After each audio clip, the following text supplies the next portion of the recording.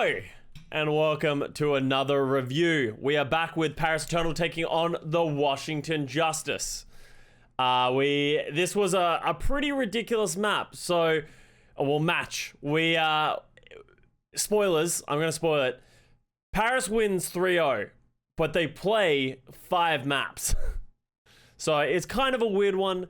A lot of back and forth. Obviously very exciting for the Paris Eternal team to get a win over the Washington Justice. Washington Justice was a team who, coming into this season, a lot of us were very hype on, expecting them to sort of be top 3 pretty easily, honestly, just with the players they have on paper. Unfortunately, they have not lived up to that, and the June Joust is no different.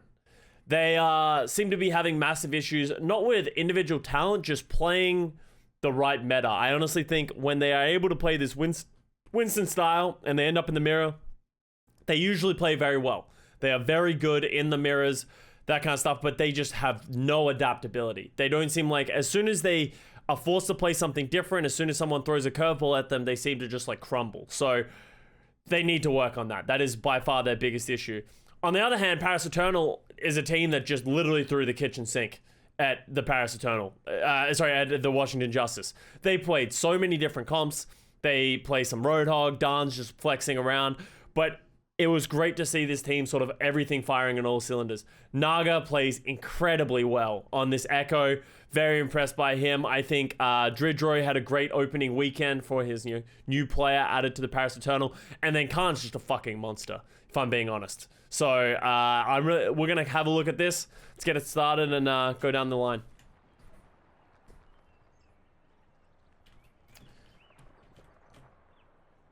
Will Pine play soon for Dallas? It doesn't seem likely. I think he is still in Korea, and I doubt they will force a hit scan on high ping, given how successful they were without a hit scan. I think it's going to be a hard meta to not play a hit scan, but hey, if anyone's going to do it, it's going to be Dallas.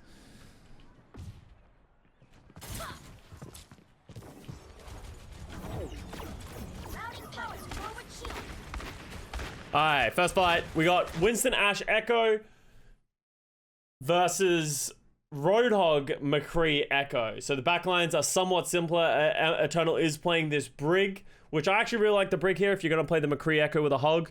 But we're seeing the Mercy from the Justice. So pretty stock standard composition from Washington Justice. Paris Eternal, one of the few teams that's actually sort of picked up the main tank Hog. I personally was expecting a lot of main tank Hog coming into this meta with this patch, but no one's really adopted it. I have been talking about it, saying that I think Seoul Dynasty or the San Francisco Shock might be one of the few teams that do this adoption and just really lean into it. But maybe people have tried it in scrims and it just hasn't worked, and that's why we haven't seen it as much. We'll see. We'll see as time goes on who's really going to be the standout performer or like standout meta. Right now, it seems like it's the Orisa comp, so neither of these comps that are being played, but we actually see Paris adopt a lot of this Orisa comp and use it against Washington in future maps. The objective is now.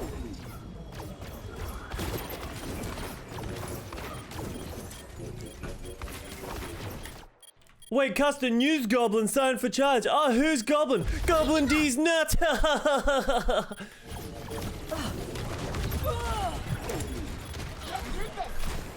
God damn it, Gray. You've got me too many times. I see through that kind of stuff. I see through that. I know where it's coming from. I'm on high alert at all times. I read everything 3 times before I say anything these days. This is called the good luck monkey. Yeah, this is the please don't die too fast monkey composition.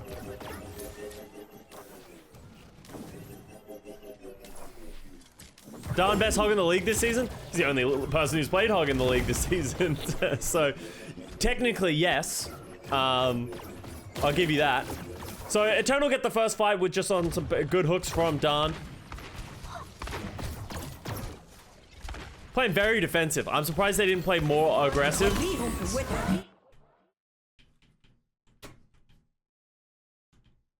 Where's the McCree? Oh, okay. Oh, boom.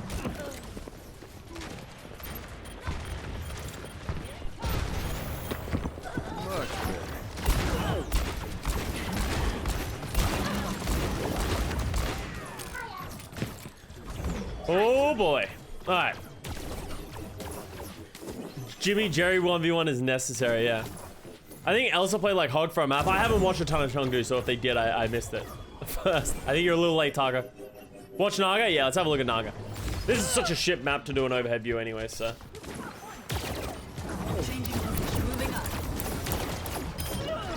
Well, Assassin just got murdered. He got shot at by the Echo, the McCree, and the Ana. Oh no! They went for the res. Oh, he was 5 health. He was very close to messing that up.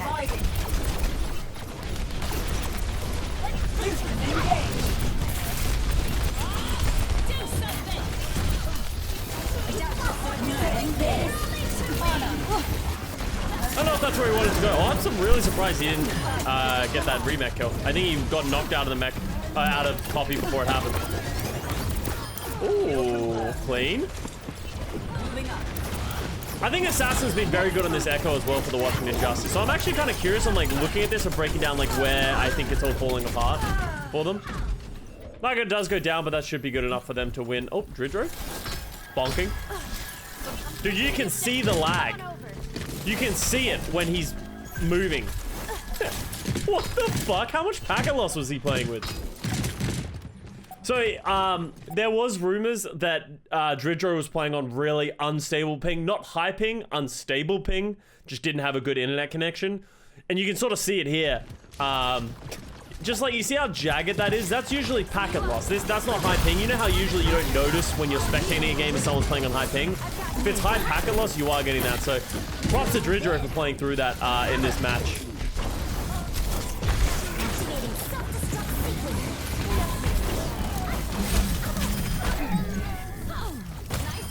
Bang.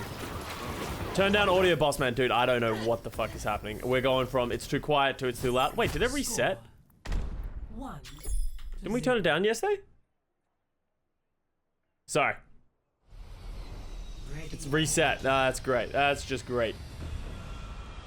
I put it on 40, so I think that was around what I had it yesterday. This was a 3-0 or 3-1. This is a 3-0 to Paris Eternal in a 5-map series. Even with packet loss, he's farming rallies so fast. Yeah, Dridro, honestly, Dridro played really well on the brig. Very impressive to me. Turn it up, I can't hear it. Oh my god. All right, let's see how it goes again. Obviously, Paris, very impressive on the Roadhog and with the Echo and all that good stuff. What do we want to watch? We're gonna get an Oni God Widow. Let's have a look.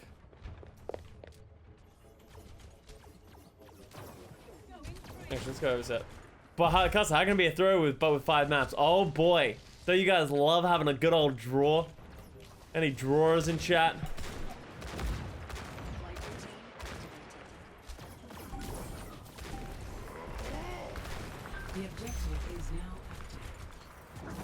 It would have been funny if like Washington Justice reverse swept and it became like a 7-map series. Don going aggressive. Probably getting a little too aggressive, I think, here. The rest of his team went over here, like Don he's kind of just walked in the opposition team. He almost lived, but that purple nade was just too much of an issue.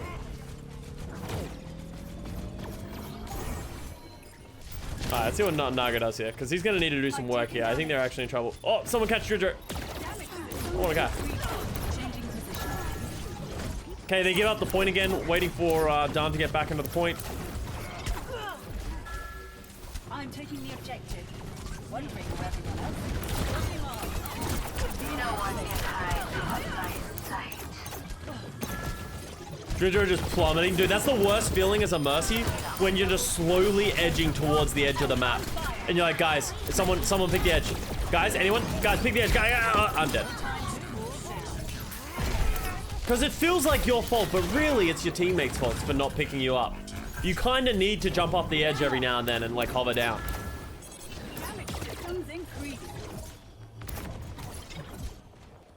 Please peek me. Hello, darkness, my old friend.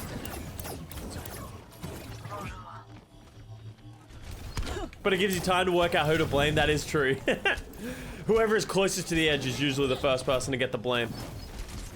So Paris turns it around. All gets nanoed engaged. Oh, so much damage. He didn't even really hit much of that.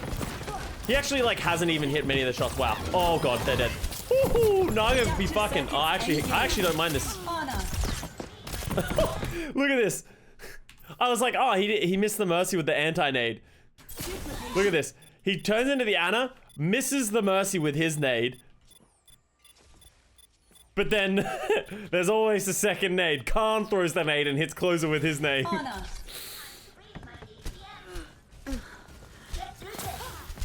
Oh, Naga kind of botched this. Oh yeah, Naga definitely kind of botched that one.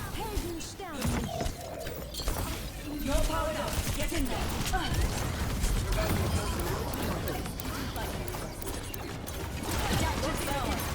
It feels like Justice can't do anything. It feels like Justice is just like taking this all from the Naga and Kaan. I guess they are gonna eventually turn it.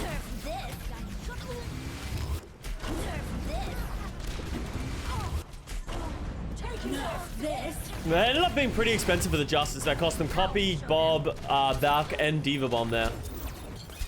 Eternal did use somewhat similar amount of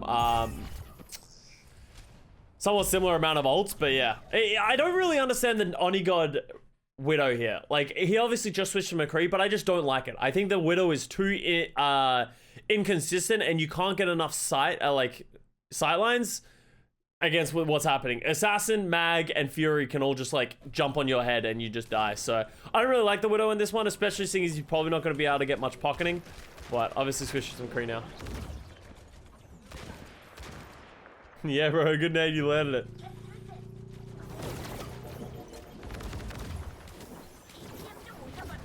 I also don't really know if I like how far back the Washington Justice is playing. It doesn't feel like they're controlling this space with their backline. So this gives Paris such a free ride to the point. Oh god, how does Onigod die?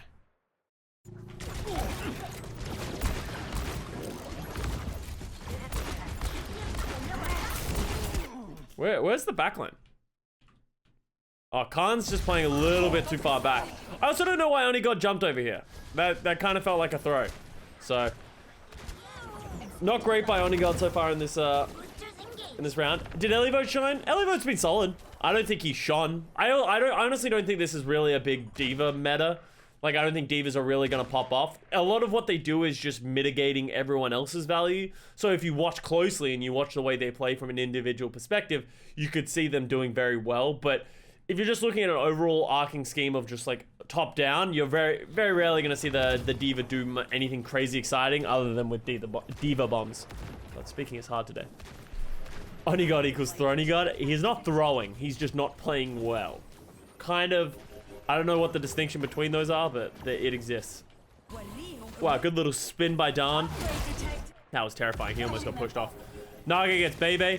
And I think this is something that Paris did very heavily, is when they play this Echo, they hard pocket it. You know how some teams, they put more emphasis on the Mercy pocketing the Ashe, or the hit scan, or just the backline, right?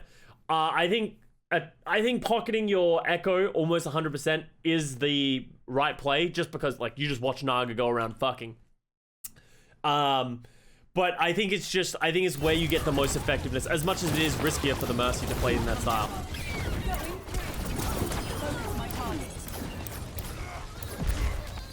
And just sort of have the McCree play on his own and play very flanky.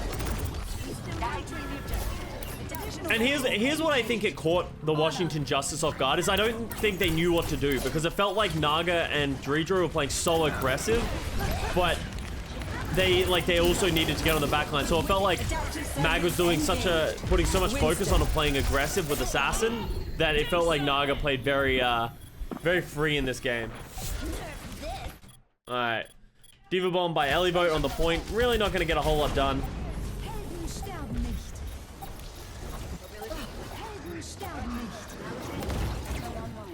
And I just don't like what they're positioning on this map. It feels like they're always stuck in this corner, right? Feels like every time I'm like, okay, well, wait, where's Washington? They're always over here just like hanging out, just like hiding from like Onigod. Like Kaan is playing so aggressive over here. He's like always standing here getting so much value at, like, he's able to heal his teammates who are taking this space, but also like sort of has some aggressive peaks along with Onigod. Well, it feels like Justice is just always backing themselves into a corner. I think they've won a ton more team fights in this round, but they just keep conceding the point. Lifting off.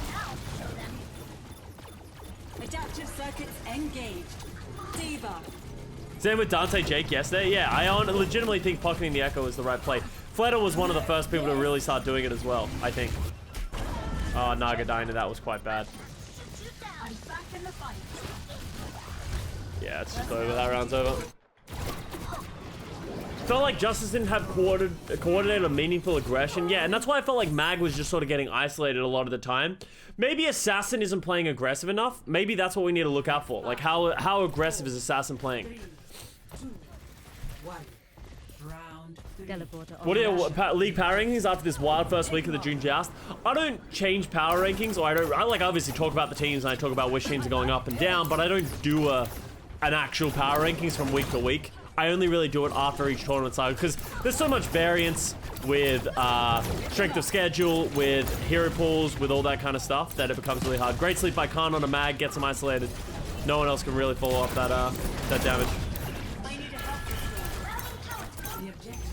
Fuel or watch, they haven't even won a game yet. Yeah, kind of like that, right? But you sort of see, like, we're seeing the same thing. Mag dies, but Assassin's playing so afraid. Feels like Nago is just, like, living for free in the air. Oh, God, that shot by Oni got on a Bebe is going to cost him a lot, yeah. Oh, God. Right between the eyes. That was savage. Is that Mag's fault or good Ana play? If you ever get slept, it's usually a fault of your own, especially where he landed. Like if Kaan hits a crazy sleep and he gets slept like over here and then he gets isolated, then that's fair. But if he gets slept here, he's rolling through the team. He's like hoping that the sleep doesn't get hit by Kaan. So I think that was probably on if you watch back, Kaan Beta, alright, let's go back and watch, okay? Seeing as we asked this question, see what he does.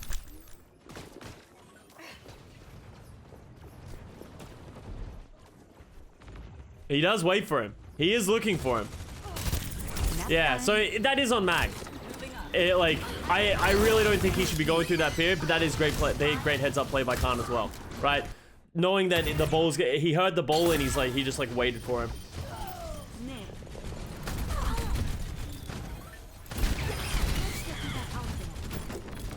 Do you think if Justice had won this map, the direction of the series changes? Yeah, 100%. As I said, it's a 3-0, but there's 2 draws in this series. Like, this series could have really gone either way. It was a very close series, like, all round. So Washington aren't awful right now. And that's the thing that you need to remember, right? It's like, obviously, Washington lost to Paris and then went on to lose to Boston. But I think Boston and Paris both played very well. And when we're disappointed in Justice, that's because we had very high expectations of them. They're still almost certainly middle of the pack, I think, as a team. But they're just not really living up to the hype that we had for them. Wait, I had to show this to us again. Sorry, I was just lazy, didn't want to switch it. Let's see what Naga does with this copy. Switch to the D.Va, which is a smart play.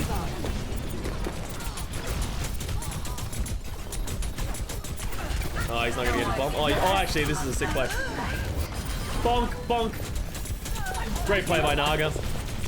And that's why you copy the D.Va. Like, that is 100% of the reason why you copy D.Va these days. You can go. He went so aggressive, had 3 people shooting at him, gets his D.Va bomb regardless, gets value out of, puts the other team out of position. Even if he died in the baby D.Va form, it didn't matter. He still has the threat of the remake on the Echo, and then just like, it's just so.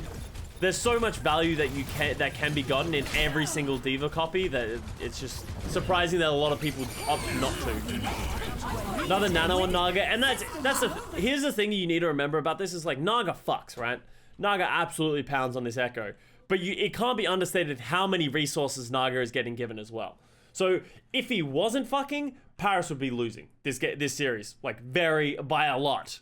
If Naga wasn't doing what he needed to do. So he is just doing his job at the end of the day. Log on to class and give me 30 gold. I'm kind of busy right now, Paddock. I'm sorry. I can do it later. Is Beaky online? Message Beaky. He'll help you out. Alright, mine's from Mag. I don't really like these mines because no one was really there, but I guess it will apply some form of threat at the point.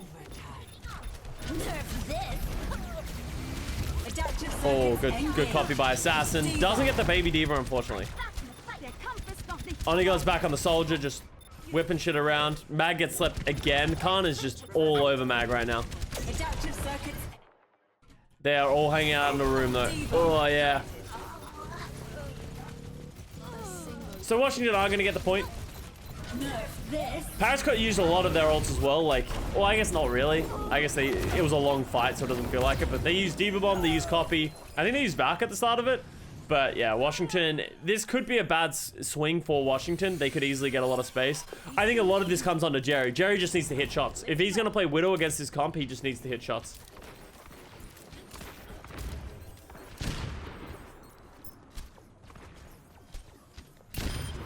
Okay, there you go.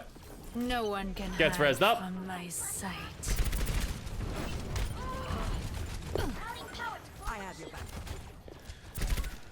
I don't even think they're top 8. I definitely think they're top 8. I don't think you shouldn't freak out about the response. I don't think they're top 4, I agree. But I think they're definitely in the top 8. Especially if we're just talking NA. As much as Paris beat them in this series, this was a great play-up match by Paris, in my opinion. So, I don't expect Washington to stay at this level. And if they do, then we need to start completely reevaluating how we think about the Washington Justice. Who's your top 4 in NA right now? Or top 4 in the world? You have Discord? Yes, I do. If you hit ! Discord, it'll show up for you. Alright, top 4 NA. Oh, we haven't seen everybody play. Like, until we see Shock and Gladiators play, it's impossible to do, actually. Or Dallas. Like, we haven't seen any of these teams play right now. Especially if we're just looking in this current meta. Like, it's just too hard. I want to go back and see that.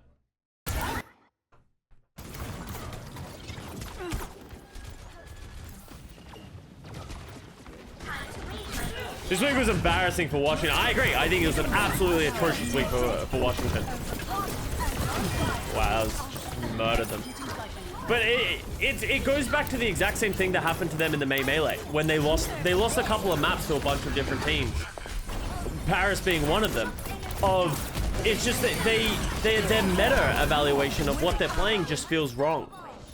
Like, they just don't really seem to like, they're fine in this match. Like, this map, they were fine. Like, this is actually where Wrecking Ball and Winston, I think, is more valuable. But we're going to see it going on to Eichenwalder and a bunch of these other points. They just don't really seem to know what they're doing. Wow, Naga gets another, like, low HP copy. Adaptive circuits engaged. Honor. Any word on Shredlock retiring and leaving Vancouver? We talked about it yesterday. You know, it just seemed like the guy's burnt out. Time to move on. Obviously, he's had a rough career in Overwatch League, joining the Vancouver Titans. Sometimes it's just, it's too much. So I don't blame the guy. Victory. But it was also kind of embarrassing for Shanghai against Spark. But Spark are playing pretty well now. I think there's a distinction there because I think Spark have actually been playing very well. So first map goes to the Paris Eternal. Any hosts of Fusion Uni? I didn't see what they did yesterday. I haven't really been following their contenders or trials team, right?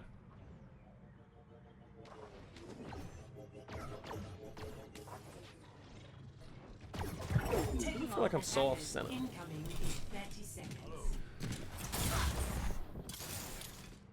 What do you think of Shanghai signing QIU? I think it's a good signing. I think it fills the whole of Ursta. I don't expect to see him play other than for like Doomfist and Genji though. Flight routine. Yo, AGL! It's been a while. Thank you for the 7 months. Howdy, howdy, howdy. How do you get these VODs? I just have access. Through the client. Alright, so Justice are gonna come out with their Winston, Lucio, Moira.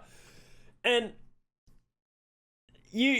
I don't hate this composition, right? Especially against what Paris is playing. So Paris is going to play the double shield, and we talked about this yesterday in our Houston VOD of if they're going to play this high damage double shield, you can't play a poke comp unless you fully commit to it with your own shields. You have to play a rush. So Justice do embrace the rush on this Numbani. So they're going to play this Moira Winston composition where they just run at them and then hope that they win before they run out of healing. So I like the rush into this top room. I don't think they're going to go over all the way around. They're probably going to rush into the backline here, right?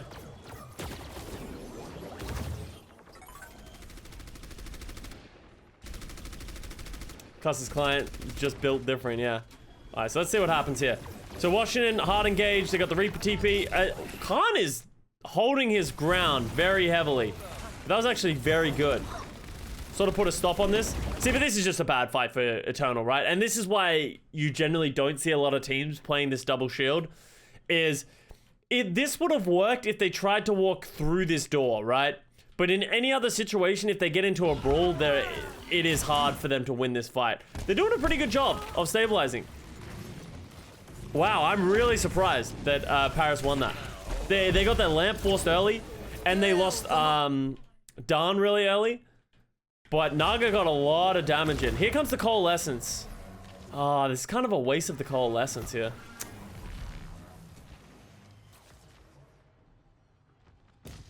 Alright, so now, this time, they're going to try and walk through the top door. I assume they want to get here before Daan returns. Because they just have closer spawns, which is a good recognition from Washington. Ton of damage. Unfortunately, Naga does have ult. But Primal should get Kaan. No, you gotta get these. Me, as an absolute amateur Winston player, is gonna tell you that you need to get these. Oh, that's such a...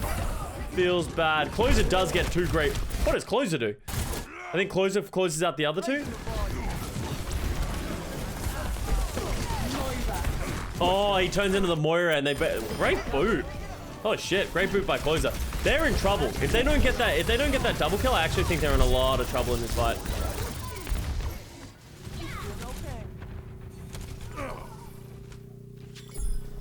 I've never seen you play Winston. Trust me. You don't ever want to see me play Winston. It's really not great. Objective lost. And here's the thing is, I think this is where the Justice comp gets harder to execute. I think it gets harder in these streets. Daan is going to switch over to the Roadhog, which I actually really like. I actually really like this Roadhog switch. Baby actually switches to Ana and counter to the Roadhog of Daan as well. So we're seeing some mind games with compositions.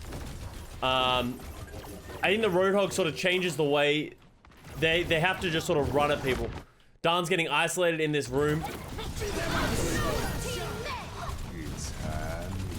Yeah, so this is a really bad fight for the Justice, right? The way that their composition works, if you're going to play this Reaper Lucio, you need to just run over somebody, right? Kind of how they did on that second fight. Obviously, they got boops, but you just need to overwhelm them, overrun them. Because they really don't have a lot of damage, right? The supports don't provide almost any damage. They don't have a ton of healing in their lineup as well. Winston D.Va doesn't provide too much damage.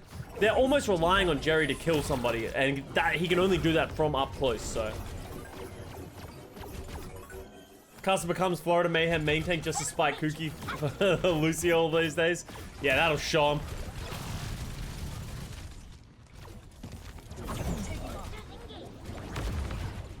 So once again, they're running at Kaan. Good lamp by Kaan. Kaan and Daan are syncing very well. Whoa.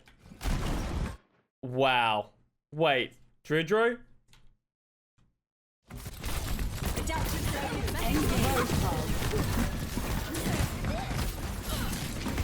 Oh! Yo, Close is playing pretty well. The packet loss, he almost recovered from that, honestly, from the boot. He almost turned that corner. Wow, great play by the Justice. That's gonna give it, that might just give him second point for free. Oh, they weren't pushing. That was actually really bad that they weren't pushing. Break Shield block shit? Yeah, have you ever tried to block anything with Break Shield? Yeah, it works 50% of the time, which is the sad reality.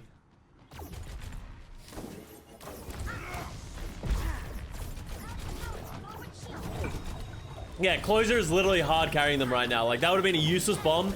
Paris would have recovered and it would have been fine. Good hook by Daan onto the D.Va. So they're gonna nano Jerry in. Oh, Nano Reaper. We're going back. Beyblade, baby. Going back to what year was Beyblade? 2016? Going back to 2016. Oh, Naga's returning to favor. Seems unlikely that they're gonna close this out though. Oh, we sing his praises and then he goes and does it. This honestly just looks like somebody who like just forgets that the D.Va remake thing is such a big problem. He wasn't afraid of the baby D.Va when he really should have been. Great boost by Mag getting this tank line. I think if this tank line manages to stay on this point and Mag doesn't primal them off, I actually think the Eternal could hold this.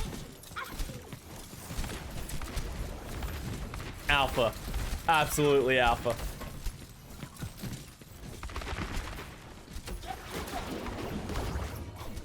Well, you miss those patch notes when you wanna when you think baby divas are useless and then you just get murked by the mech.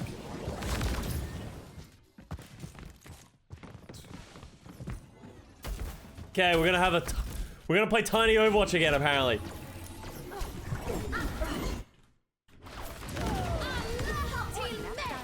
I don't know if that rally was necessary, but it should give them a ton of space because they should go on to clean up everybody, right? Rally's 100% worth it because they win a team fight. Where usually, you know how like sometimes people pop out rally ults, like they didn't need that to win the team fight.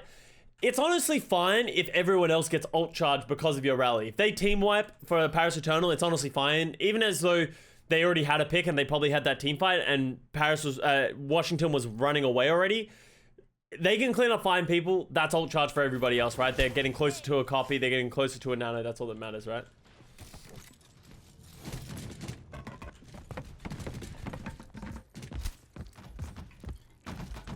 We don't know what matches we're gonna watch just yet, T-Dems. You know the opposite of assassin? Monk?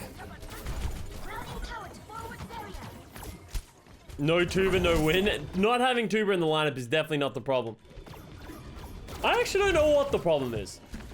I think Washington needs to switch off this comp, I think is the problem right now. I think if they just switched, like, all they need to do, like, yeah, I just think they need to switch up their comp. I feel like their comp is just so inconsistent. Their win condition is so easy for the Paris Eternal to just, like, win.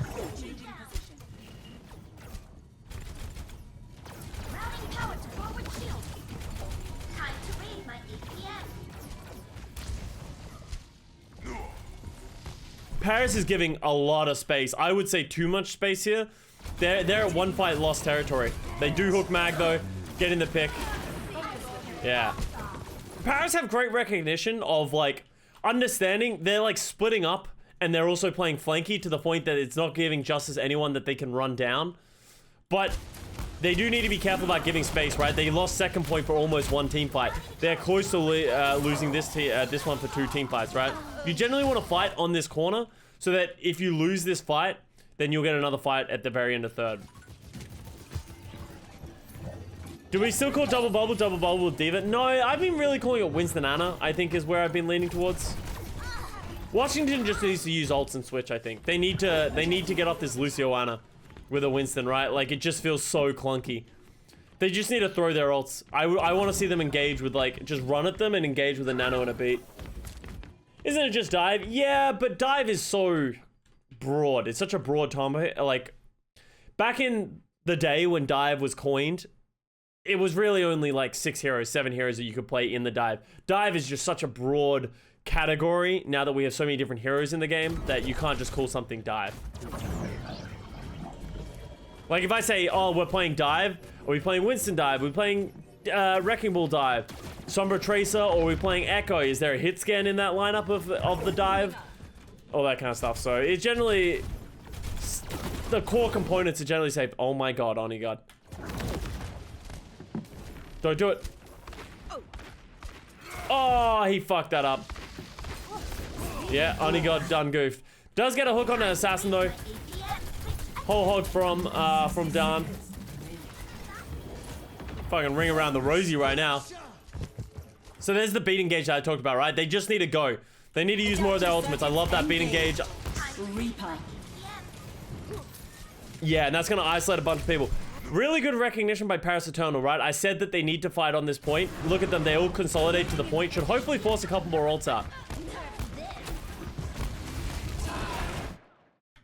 Naga gets an ult. Oh, he was so close to killing everybody. Oni God playing Respawn Simulator just runs back to the point and dies.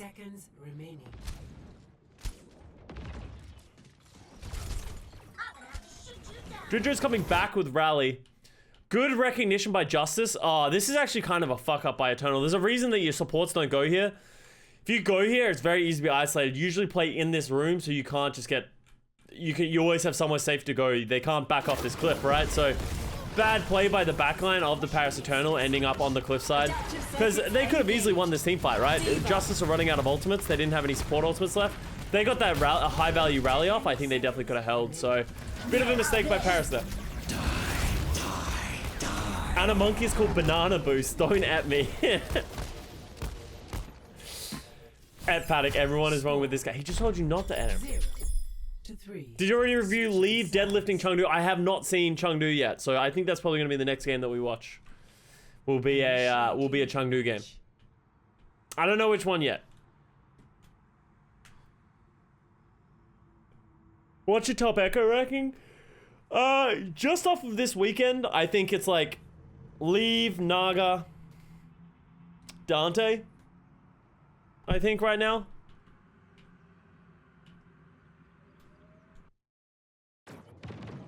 Sparkle and detail. Obviously. 2-1. Attackers incoming. Defend objective. Doa Echo is great, yeah, but we haven't seen it so far in the June Joust, so that's why I'm not really talking about it. Obviously, it was great. So even Sparkle has a great Echo as well. So.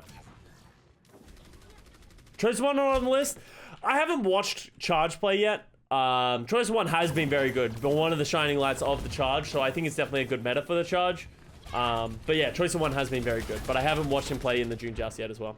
Pelican, oh, Pelican is really good as well. I'd put Pelican up there from what I've seen so far. Pelican would be on that list as well. That's a good shout. So we got the fucking infamous Hanzo, dude. Especially against this cop of the Washington Justice where they're playing Widow Echo. I hate the Hanzo. I really don't like the Hanzo.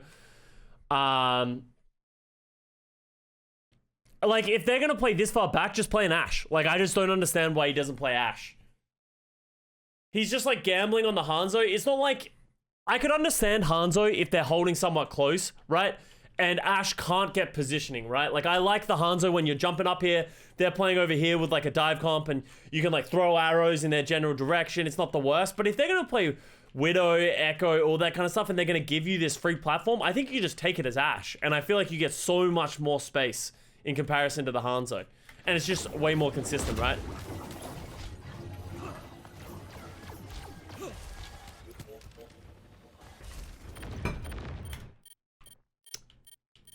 Elivote kills Jerry. And we have to ask the question, why is Jerry playing Widow?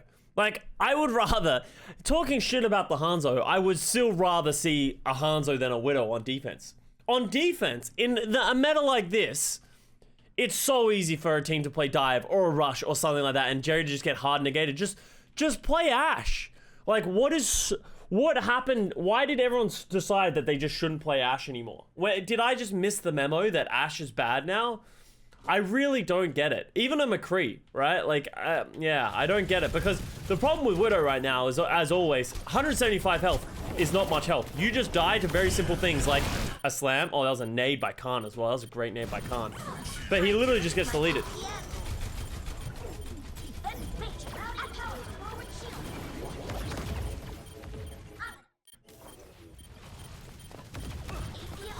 Or... Where's Kaan? Did Kaan die? Oh, Kaan died. I missed that.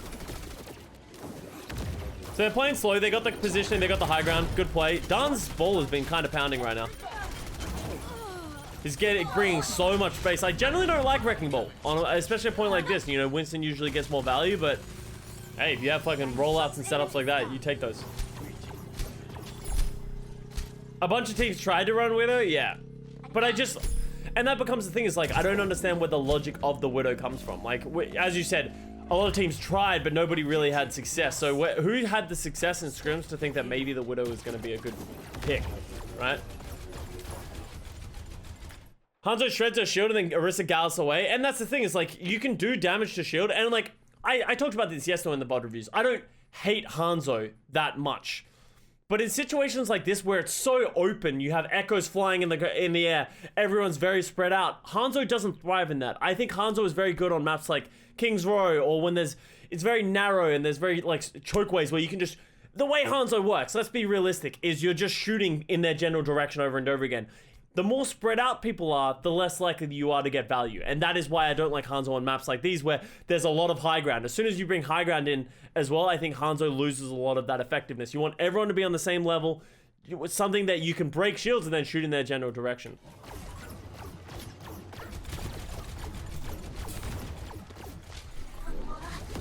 That was true. BQB did fuck on Dorado, right? But like, even then, he had to hard pound to even make it viable, right? Like, you have to really pop off on Widow to get value from it. And I think Dorado is probably one of the few maps that I think you can get value on it from, because as Dorado is always known, it's just such long sightlines that Widow can play get pretty good sightlines without being too exposed. Time to raise my APM. I'll have to shoot you down. Oh, Nano Naga, baby. He kind of fucked that up in the end. Oh, he didn't die? Oh, dude, poor Jerry, man. Look at this shit. He gets dived by a ball, flashes the ball, gets pushed by a Nano Echo, actually hits shots, forces them to copy, gets flashed, lives to tell the tale, and then out of fucking nowhere, he gets booped at the last second. He did a great job of living, and same to the supports for keeping him up. But that was just tragic. It's high noon. Reversing personality module. Mobility increased. Seems like Hanzo is just the counter pick for Orisa. I would have preferred the Ashe. But I guess maybe they don't like Ashe. Maybe Paris doesn't like playing Onigot on the Ashe because the Mercy pockets Naga so much. So he doesn't have that pocket. Maybe there isn't anything better under that ideology, because like McCree kind of just gets caught in the like stuck on the low ground and doesn't do a lot. So maybe Hanzo is the better play because Ashe doesn't have a link. Damage systems increased. Kaan is kind of nutty on that Ana. Yeah, Kaan is just insane. His Baptiste is cracked as well, so. Ashe had annoying reload. The reload is obviously annoying, but Ashe does so much damage, right? I just don't like having a hit scan who can't really deal with the Echo, because the Echo is the big problem. And I also think, look at this thing. Like, I honestly think Dragon is just such a gamble of an ult. Like, it very rarely gets high value. Naga and Dridro are very isolated over here. I don't really like how isolated they are, especially considering neither one of them have ultimates. You see what I mean? Like, I would have preferred them to play over here. As much as they want to control the space on the left, I think without having ultimates, you can't play that aggressive. So, I like the confidence, but yeah, they like, just Assassin gets nanoed and then they're just dead. So, right, and that gives them such an easy re-engage for the Justice, so a bit of a mistake.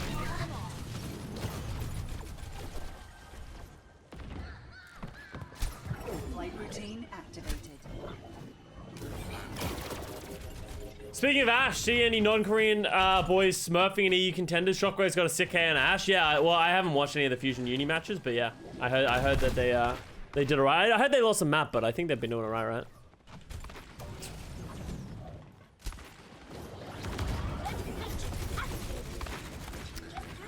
Alright, what do we got?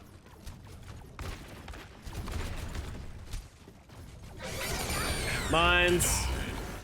I don't really like the way that Mag uses his mines. He sort of uses them, but doesn't put them on anyone. He uses it more for area control, which is fine, but I feel like there's like too many situations where it just doesn't get a ton of value. I guess it split the team, but is that enough? Oh god, early vote, no. Oh, that was poorly coordinated.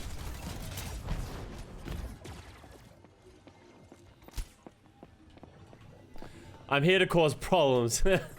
That sounds problematic. Oh wow. How does that kill two? Wait, what? This is a good engage. Look at this. Maybe this is the problem with the Justice, right? Like, what is going on here? They're so passive. Did they lose one? Did they lose Assassin? Yeah, okay, so they're playing passive because Assassin died. It almost feels too passive though. I feel like Mag needs to be applying some form of pressure. But like they're not really doing anything. So then they nano the Echo, throw the Diva Bomb. Bebe is just, I don't know why Bebe's over here. Bebe done goofed on that one. Oh, Assassin dies with the Nano Echo as well. Shit. Yeah, that was a good bomb by Ellieboat, but I also think Justice did not respond very well to that. Yeah, hair sweep is on point today. Thank you. I got a haircut today, so it's not as like long and chaotic. So Ellieboat slapped this game. His Diva bombs have been very good. I will give him that. He's definitely been doing some good stuff. Assassin flies into it. Yeah, I think Assassin. Yeah, I don't really know what Assassin was thinking.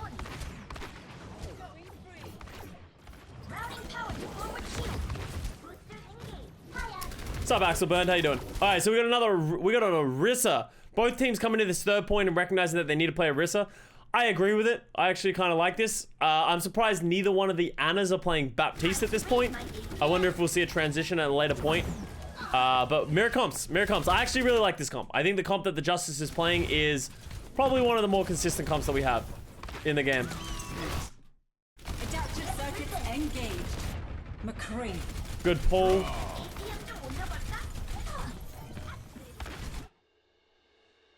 Naga copies the Echo. Copies the McCree as Echo. Oh, gets slapped by Jerry.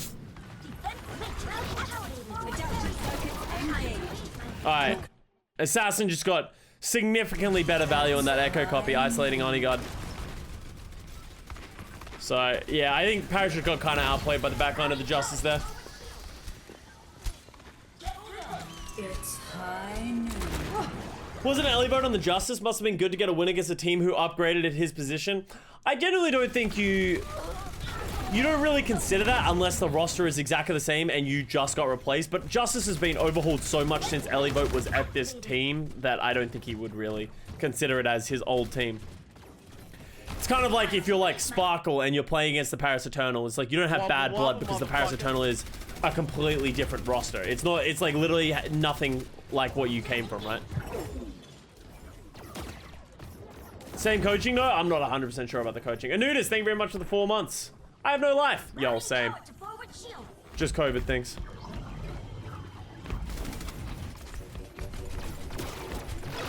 Like, I don't think, yeah, I really don't think players have that much bad blood unless you get, it's like just you who gets replaced by a new team and they like think there's improvement. Doesn't happen that much in the Overwatch League. There's generally sweeping changes. New cage, well, yeah, Paris Eternal, Dallas has Rush. Paris Eternal have complete new coaching. I think they were saying Washington Justice has the same coaching. I don't think so. Maybe? Alright, so we got double Nano Echoes. We got High Noon. We got a lot of ultimates just coming out of fucking nowhere. High Noon from Jerry and fucking Narnia. Ellieboat. Oh, I'm surprised Jerry didn't shoot. Good Diva Bomb by Fury. Yeah, that's a great Diva Bomb. This is how smart the Diva Bomb is, right? Everything's breaking down, right? He could have thrown it now. He could have thrown it now. He could have thrown it now. There's the Diva for the High Noon. He waits for the High Noon, knowing that everyone's going to use a lot of their cooldowns to get away from that. Then throws it once they're disengaged. Bing, bang, boom. Smart play by Fury. I do not think Pine will be playing on Friday. And then there's Crimzo. He said he was looking forward to stomping the Outlaws during Texas Showdown because they didn't pick him up in Season 3. That makes sense, right? That makes sense because there's actually like personal... There's actually like personal things there, right? Like he was overlooked or he was considered not good enough and then going on to beat them. Like that's cool.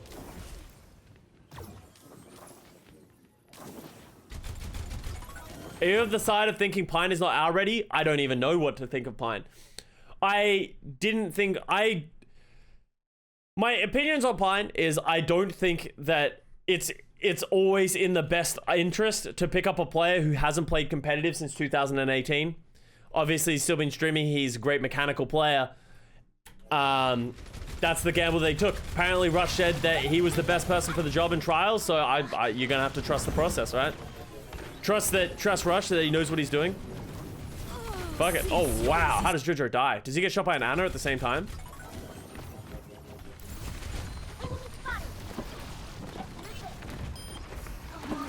I was worried that the Pine signing was a marketing signing. Oh no, Jerry just murders him. Holy shit. It feels like a lot of things going wrong for Paris here. I thought Pine might have been a marketing signing of a Hastro signing, but apparently this is the player that they wanted. They thought he was the best person for the job, so you have to trust that. Hines himself, thank you very much for the Prime Gaming sub. Welcome to the fam. In Rush, we trust. And yeah, you can't doubt it, right? Dallas has been very good, so. And they said he wouldn't play if he wasn't up to par, yeah, right? Dallas is in a fortunate position that they have a very good team who do not need Pine right now, it doesn't feel like. Great dive. The double diva dive. I don't think we've ever had a double diva dive exist in the history of Overwatch. Oh my god.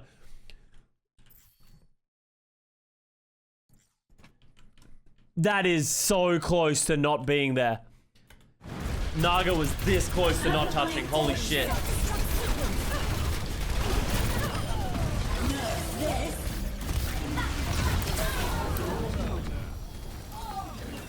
Best revenge story versus old team storyline is going to be effect on Envious. Reverse sweeping meta Athena on his birthday. That is a pretty sick story. Naga carried so much. Naga's been one of the most impressive players on the Echo, in my opinion. And I honestly think without Naga, this match would have been a lot, wouldn't have been as one-sided towards the Paris Eternal. Naga carries so many different fights. But I also, you got to give credit to the team. I think their meta, where their recognition of the meta has been phenomenal so far in this tournament. I think they've, really found places where they want to play Roadhog, where they want to play the Orisa, where they want to play Wrecking Ball and stuff like that, so. Pins on Valentine Echo, it was good. It was good. I think he really stepped up from what he did in the main melee, because I was really disappointed with how, Valentine played in the main melee. So, same with Faith, but I think both of them had great series.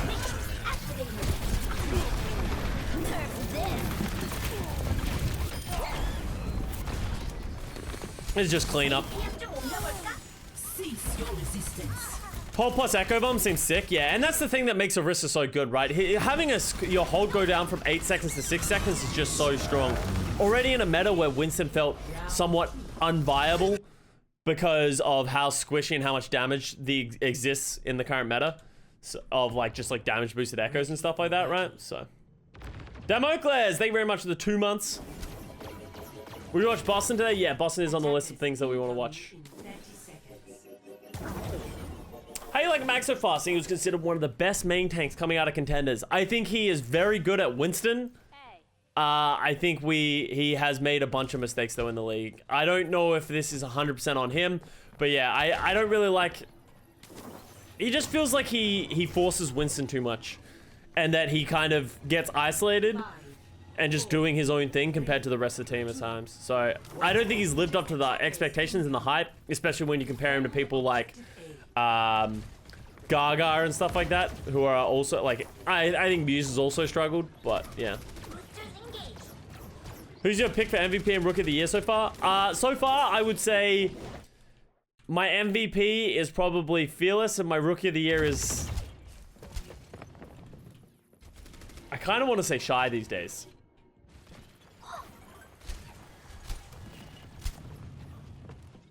Yeah, or Gaga. Yeah, Gaga's been very good as well. 30 seconds. I guess I forgot that Gaga's a rookie as well. Kaan? I was gonna say Kaan. Kaan has been very good. I don't know if I can say Rookie of the Year, but I think that's just because his team hasn't won that much, right? It's probably biased towards that, but in his individual play, he's been good enough. Piggy's been very good as well.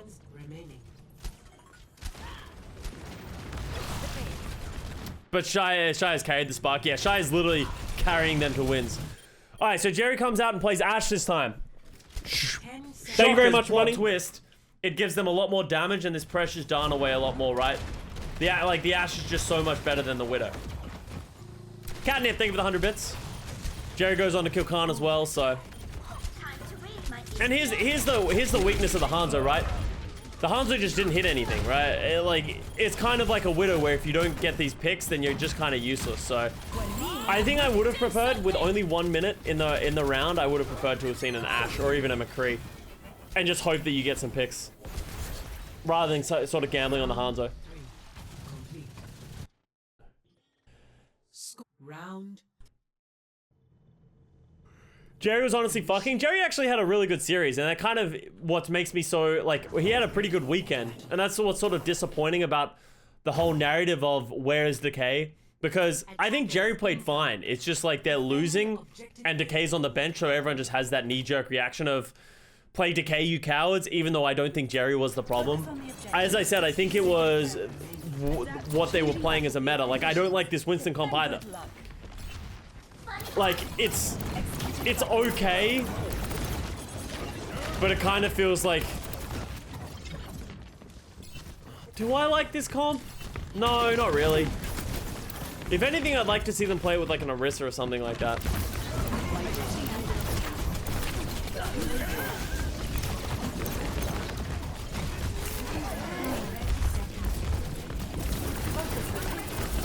Yeah. And that's the problem with this comp, right? Is that if Eternal lives through the initial rush and they get a good lamp down, it's just so much damage that they're gonna kill someone eventually. I've been working on that. Yeah, actually clutch lamp by Kaan, and he did the same thing on their first defense as well. Like, Justice's whole comp is built around hopefully killing someone or the lamp being bad, right? Hello. Hey. Not even trying to put Decay in is still not smart. But I don't think Decay, like, I think this is just how their team is running. They have 3 DPS, Assassin's the flex DPS, Jerry's the hit scan player, and as Decay plays everything in between, right? But unfortunately, we're in a heavy flex DPS plus hit scan meta. So, because Tracer and Sombra are out. So, as much as it feels as like, why aren't they playing Decay regardless? Just like, is Jerry only the hit scan player when Decay has to play something else? Is that the rules that you guys think it should be played under? It can work like that, and we do see other teams do that when you have like the Shanghai Dragons with Lip, but Draw. but I honestly don't know what the major issue is with Justice. Like, they're not losing by that much, right? Like, they lost the first map by like a hair. It was like 99-99 on almost every single one. It just feels like Eternal is just getting the better picks, and that Naga is just taking over the game. Doesn't feel like Assassin is taking over the game as much as Naga. It feels like Mag is getting punished from time to time. And then I think they're playing compositions wrong. I think some of their compositions, like they stayed on that Lucio Moira or that Lucio Ana way too long on their attack, on third point attack on Numbani. So it feels like not one core failure for the Washington Justice. It feels like a bunch of little things that are creating the minute differences that is losing the maps or drawing maps, right? They lost to Boston in a landslide though, yeah. And I think you would find more in that Justice match against Boston. But I also think this is a great meta for Boston. Like, and here's my problem is Washington didn't solve any of the problems of losing from Paris Eternal to losing to the Boston Uprising, right? Like, Paris isn't an incredible team all of a sudden. Like, they've made great strides, and you got to give them props for that. But they're not just like the best team that we have in the league now, right? They're still a bottom end team. They just are playing quite well in this meta. So that's why they didn't. But Boston, when Boston have all their players firing, they got Gaybushi now. They look like they have a good meta for them. Of course, they're going to dominate a really weak Washington Justice. Unlike Houston, yeah, kind of a coaching diff, and that's it. Like, Houston made a lot of mistakes in their first match, and then were willing to change and adjust a lot of their stuff going into the second match. It didn't feel like Washington had that same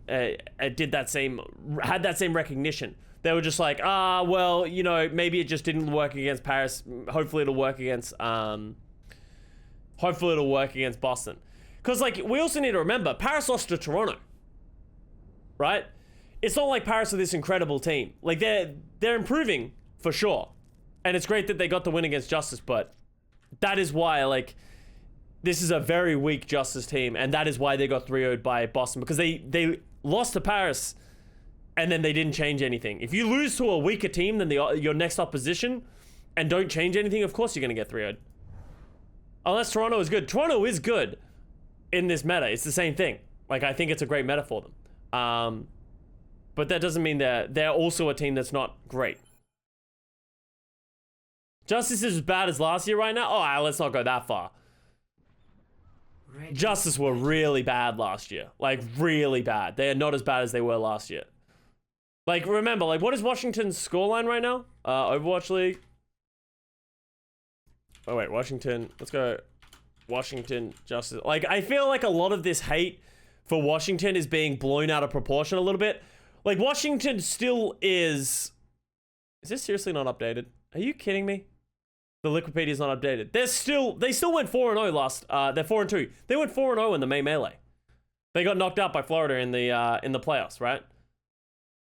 So it's like they're not as bad as they were last year. Like, no, by no means, not by a long shot. They just have some really glaring weaknesses that is holding them from being a top end team.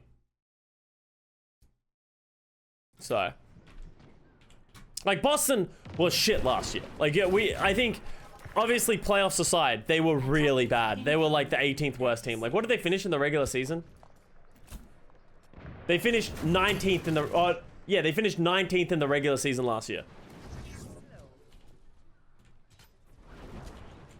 5, 4. Mag looks as if he only wants to play the Winston. Yeah, I agree. He only really wants to, like, play behind these dive heroes. And, like, you just look at this composition, right? Just look at it, and you, like... Mag's in for a bad time. Mag's gonna struggle against this composition. He's against a Brig. He's against an Echo. He's against a BAP. He has to dive into double shield. What does Mag ever accomplish in this composition against the double shield? Taking off. And then on top of that, you're Jerry, and you have to play against Onigod, who has 2 shields. So Onigod has this massive advantage because he has a shield advantage. Like, he can play main whenever he wants to, and then flank whenever he needs to as well, right? So... Routing towards forward barrier. Moving up. Environmental kills on the bridge for 4 minutes straight. Don't worry, guys. I got this. So they walk up with shields. Paris playing it smart. They know that they don't really need to do anything, right? They just need to... get in, force a lot of pressure out. The opposition doesn't have a lot of shields. It's going to be hard for them to, like, control the space. So... Mobility increased. Where is the Widows? Where's Jerry? Jerry almost has an ult. So he must have been the person holding the back. Onigod actually gave up on the Widow and actually went towards the McCree, which is interesting. Probably against the Widow, the Mag Wrecking Ball. So Mag is in for an even worse time. Fury loses mech trying to control space. Gets killed. Closer dies the Naga. Bada bing, bada boom. Paris playing very smart. Playing to the win condition of their composition, right? They didn't rush it. They didn't feel like they needed to just, like, go in. They're just, like, playing around their shield and playing around their win condition. If Mag doesn't switch, I'm going to be very upset. Lifting off.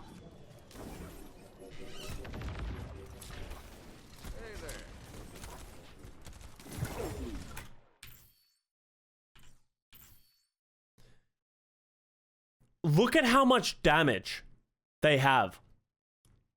This is like he's gonna slam, get bashed, flashed, fucking sticky bomb beamed, shot by an Orisa, and then sucked as soon as he becomes un-CC'd. Then he's going to get rocked, and all that time he's getting shot at by a Baptiste who can also negate any damage he does with any slam or bullets. And there is negative people who can follow up with him.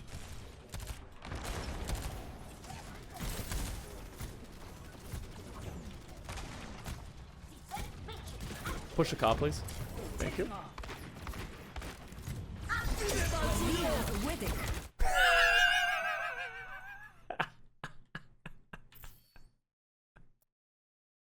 If you haven't needed more proof to my point, let's just watch this back again.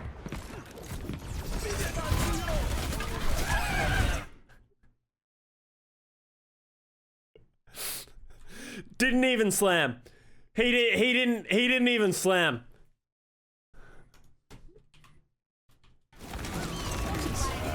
Great lamp by Kaan again. Adaptive circuits engaged. And no, he wasn't nanoed. Right? No, he wasn't nanoed. Wait, no, Assassin was nanoed, that's right.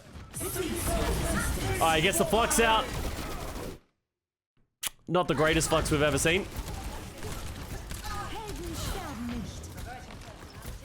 Oh, let's go, baby! Circuits engaged. Diva.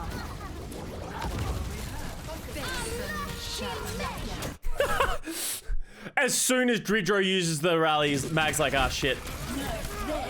Like, it's not even, like, here's the thing. Mag's not even a bad player. He's literally just, the pick is awful. Like, let's watch this again, right? So we obviously just saw him hard feed. Let's watch what he does again. He slams, does a little bit of damage, then he rolls through, shoots the Daan in the ass a little bit, gets a good roll through, but they have a rally, gets permanently stunned, and then goes on to die, right? Like, the pick is just awful against the composition. I don't even want him to use the mines. He should switch off the mines, but he's gonna get baited into playing with the mines. So he's gonna play the mines again. Justice literally and not switching a single thing. They are being hard counter-comped, and they're not switching. Did he shield? Yeah, he did.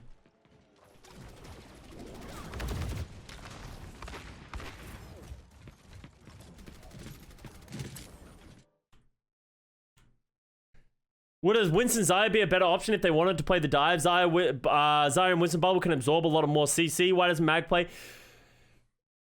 So Xayah isn't very good. Bubbling the Winston, like, we talk about how much damage exists in this comp.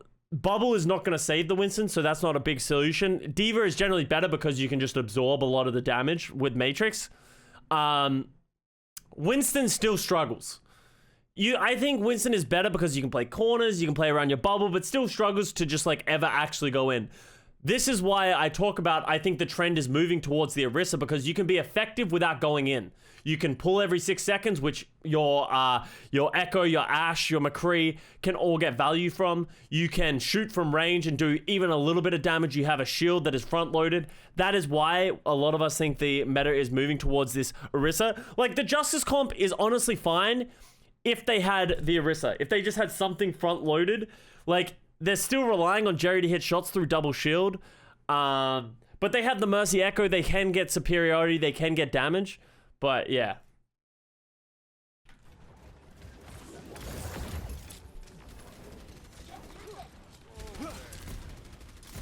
Just play Orisa forehead. That's literally what Houston said. Jake said that in his interview after winning. It's like, what did you change? And he was like, we decided to just play Orisa. Like, just play Orisa. It's so good. Oh, yeah. Let's watch Mag. All right, let's see what Mag's gonna do here.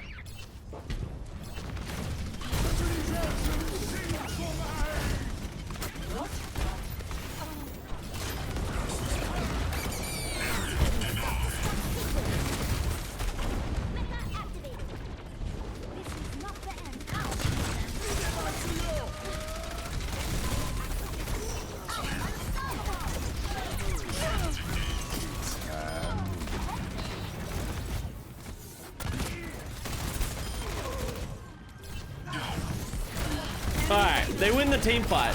But you like, even there, right? Like, you look at that and you're like, did Mag really help? I guess his mind's put on a little bit of pressure.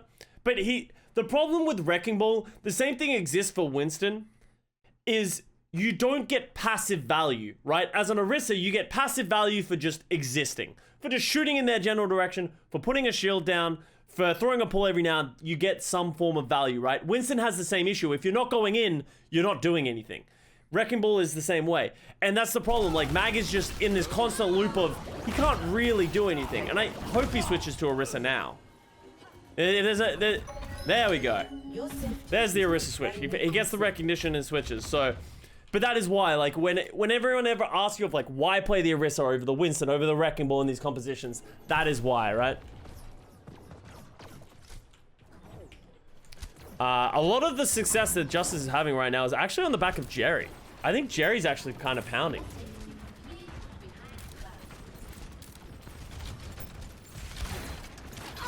Oh, that's really unfortunate. I thought that was a headshot. No one can hide from my sight. Hammond is just a shit hero. Hammond is not a shit hero. Hammond is a shit hero in this meta where the game is very heavily dependent on just sheer damage, right? right? The game isn't fast. It's not being played with Lucios. It's not being played with overrunning or overwhelming the opposition, right? It is being built on just doing a ton of damage and getting picks and playing around Echo and damage boosting Echo or Ashe or all that kind of stuff, right? That Hammond is shit in that kind of meta. But like, Hammond is good on the like we played Ilios. Hammond is really good on Ilios. Even Winston to a degree, right? Because of it changes the way the game is played. Of it's not a slow style, it's very fast, and it's about fast pace and sort of getting to the points, getting on top of your opposition. So Hammond isn't a shit hero per se. Just in this meta, when the opposition is playing double shield or like playing so much like CC and stuff like that, Hammond is. I feel like this meta would be Glacial without Echo. Wow, nice shot. Yeah, I think without Echo in the game, it would probably be double shield with these hero events. Darn did well on Hammond many times in this meta with very certain. See, but that's the thing that I praise Darn about time and time again is he plays it until he knows he can't. Right? Like in this match, he's played a lot of Wrecking Ball. But did you see Darn play Wrecking Ball against Brig, McCree, Echo, Bap? No, he didn't. He understands that you can't play it against those heroes, right? So it's not just because it was played at some point in this meta at some point does not mean it was played against the same things, right? Washington Justice doesn't play double shield.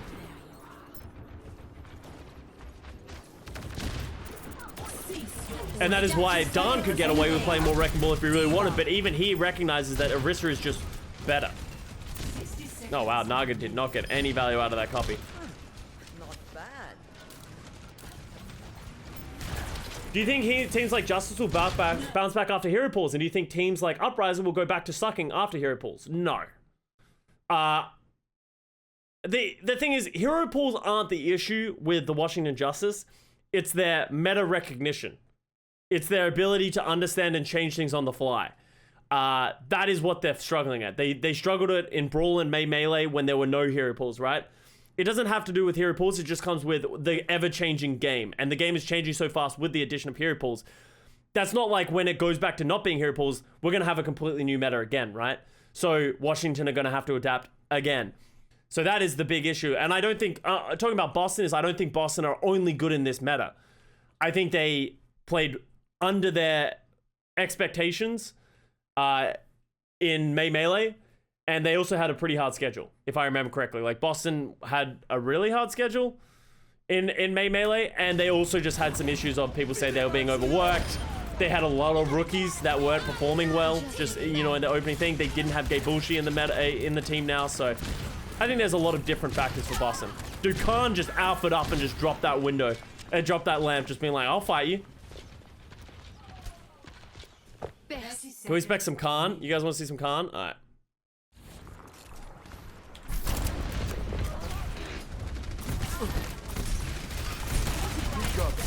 Let's keep it going. Personne n'échappe à mon regard. Keep the pressure on. We can't let it down. Moving behind. I will say, Juice and Lemons, I agree. And we're talking about the Decay situation here of like, why is Decay not playing? I agree with you on the fact that I don't think Decay would have played drastically better than Jerry, okay? That is, I think Jerry actually played really well when he was on playing the right heroes. I don't think the hit scan role was the primary issue with the Washington Justice. With that said, the element that Decay brings that is different to Jerry is Decay is so good, he could get 2020 Dallas Fuel to win matches. That is how good Decay is. He has that element and that air around him of he makes plays on his own. He doesn't need his team. He literally just fucking does it. And that is the element that Decay could have brought to this match against Paris Eternal and just taken over the match and won it for them, right? So there is that potential. Whether or not that would have happened, I don't know. As I said, I think Jerry played fine. I don't know if Decay would have been able to come in and have that impact, but he's done it in the past. So that is where I do understand where people are coming from. It just sucks as a Washington fan. I'm sure a lot of Washington fans, it sucks having this superstar on your team and then watching your team go 0-2 in a weekend to Boston and Paris and not see your superstar player once. So that is where I can understand where they're coming from. But yeah, as I said, Decay could have easily played and they could have also gone 0-2. So The payload has reached But Custa, I needed Decay to get me literally 8 points and I would have won my fantasy match. Hey, that's just unlucky. This is the way the cookie crumbles.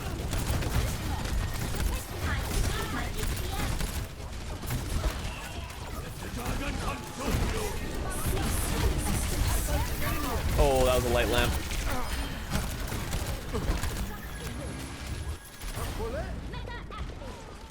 Counter argument, Jerry won on Boston. Also true. Do you think Shock will be better in the hero pool meta? Depends on what they play. Yeah, I think it really comes down to their meta. As I said, a part of me thinks that they're gonna play Roadhog. I don't really know how I feel about this Genji. Like, surely Echo was just better, but it worked. Shock slightly overrated. See, here's my disagreement with that as well. You can't say the two-time world champions are overrated, right? Like, that's kind of hard to say until they really consistently shit the bed and they like have a couple of really bad stages. Because it's not like we've never seen this from the Shock before either. They did the same thing last season when they had a really bad opening start where they lost to both LA teams in a weekend, right? They've only played 5 matches, right? The San Francisco Shock have only played 5 matches. They lost 2 of them? 3 of them? They went 2-2, right? And they lost to Dallas, as did everyone else in the, and they lost to Dallas just like everybody else did in the thing. And they lost to Houston, who was a team who was playing really well, right? Like, they're not like Washington, who is losing to a team like Paris Eternal, like Boston Uprising. Like, I want to see more of Shock. I think Shock is weakened right now, and they don't look like the dominant force that we expect from them. But I don't think they're overrated. They're 3-2 overall, yeah. 3-1 in qualifiers, lost to Houston in the regular season, lost to Dallas in the playoffs. So.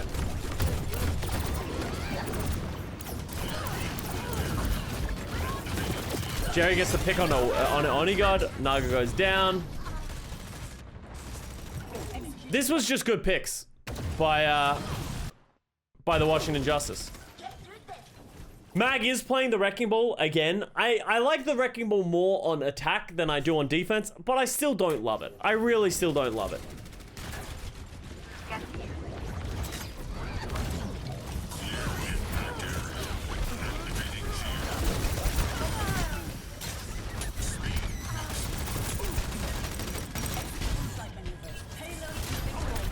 And I think that's a good point that Juice and Lemon said as well, is the rest of the league leveled up. Like, we're getting a lot of these other super teams that aren't the San Francisco Shock, right? Like, in 2019, we really started to see the dominant performance of just a super team in 2019 for the San Francisco Shock. And then the next team to do that was the Shanghai Dragons in 2020. They were a super team. But now we go into this season, we have the Chengdu Hunters, who look like a very good super team. We have Dallas Fuel, who's another super team. I think the Gladiators, you can easily put some ideas that they are a super team. Washington Justice, they also have like these ridiculous assortment of players. Like, there's so many super teams that keep coming out where they have 2 to 3 superstar level players. Obviously, some of them are doing better than others. But yeah, like across the league, it's leveled up. Even at the bottom end, right? Paris Eternal was considered one of the worst teams coming into the league this season, but even they can take matches off of the Washington Justice. Like, the league has been squished in terms of differences in skill level more than we've ever seen it before in the past of the league. Usually there was like, this team will never beat this team, but even now there's like, this team could beat this team. Houston as well. Yeah, I think Houston's another great recognition. I don't think you can say they're a super team. I think a couple of their players have drastically impressed us, and now they look very, very good. Because remember, as much as we say that Houston is very good now, most people in their power rankings had them 15th or 16th. Fucking, I tried to convince the Plat Chat boys to put Houston higher, and they just refused.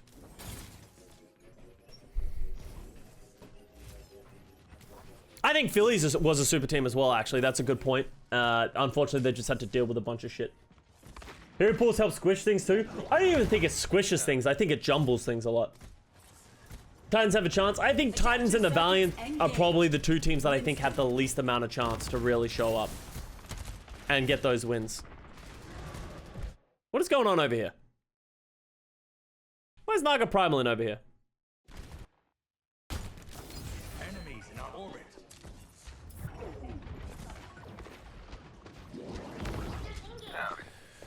Enemy sniper. Titans are a little boned this pool without Tracer. Like, you don't know, maybe like, Engaged. Winston. maybe Suda's a really good Echo, or I'm trying to remember who their DPS players are. It's Linksa, Dalton, and oh, maybe Dalton's a really good Echo. What's their DPS lineup? Linksa, Dalton, oh, Teru, actually. No, Teru fucks, though. I forgot about Teru. Dude, actually, Teru could fuck. That could be really good for the Vancouver Titans. They pocket Teru.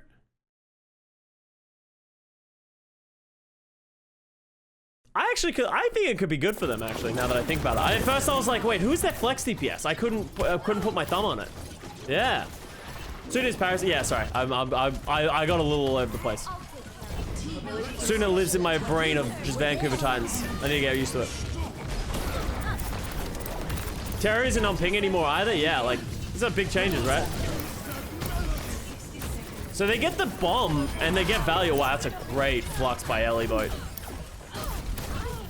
That was a really good flux. All right, here's what we're gonna do again, right? We're gonna go back, okay? Because we haven't paid a ton of attention to this so far, but you guys are getting the general theme of what's going on. We're gonna watch this attack from Magpop.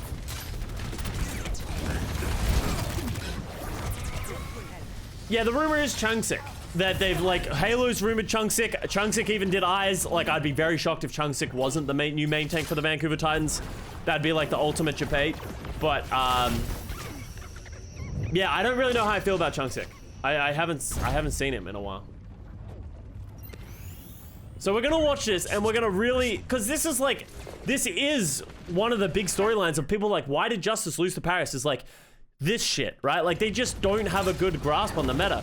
Like, and you just watch how Mag's gonna play this game. Like, he jumps in, gets a slam, gets that. Perfect, right? That was okay. That was pretty good ball value. Chungsik is a decision. If I'm being honest, Chungsik feels like a shit, we need to have solved this problem quickly of getting a new main tank. So, we'll see. He hasn't played... Yeah, I wasn't sure about Chungsik because I haven't looked into him since I last heard about him, right? Because Chungsik... He played on Fusion Uni at some point, as you said, and yeah. My guess is he was the most available player they could get. They get Dreamer? Ah, Dreamer's already signed, right? Okay, he's actually doing fine. Mag's actually doing pretty well in this ball right now. He's getting value, he's getting mines. He's not doing a whole lot, but, you know, like, it's the best you could ask for. Get XQC. XQC makes dumb money now. Like, he's just... Like, he's not really helping his team, right? Like, you understand, right? Like, it goes back to the idea that I was talking about with passive value of playing the Wrecking Ball, playing the Orisa, sorry. You don't get that from the Wrecking Ball. Other than the few times that Mag has rolled through them or slammed, he has literally offered nothing. And then he, like, touches the point, but his team's already dead. And then he gets bashed, he gets flashed, and dies. Mag is Raw Junior. He looked really good in contenders. Played on a team with a rookie with Decay and S-tier off tank, but not all decent support. The questionable coaching staff. It's just... Yeah. I just... See, like, you can tell he doesn't like what he's doing. He knows he's not offering something. That was the contemplative, should I switch? Oh, he's actually going to go back and switch to the Winston. Because I know he does switch to Winston here. But I don't think Winston solves the problem. I don't know why he doesn't want to go Orisa. I wouldn't say Mag is Raw. Raw didn't have very good mechanics. Well, I think Mag actually has good mechanics. Oh, that was a bad bubble. Look at that. He gets forced to use his bubble and his jump as he's just trying to take any form of space. Look at how aggressive Eternal can play. Legitimately is just unable to move around in this game. And that's what it feels like for Washington. It's like, who's struggling? It's like, kind of everybody. Nobody's really doing anything. And then, like, Jerry's playing Widow, a very inconsistent form of damage, so nobody can get space, so therefore Jerry can't get space, so therefore he does no damage. Alright, Mag gets nanoed. Here we go, baby. Kaan gets hit by that. Diva Bomb. He's zip zapping.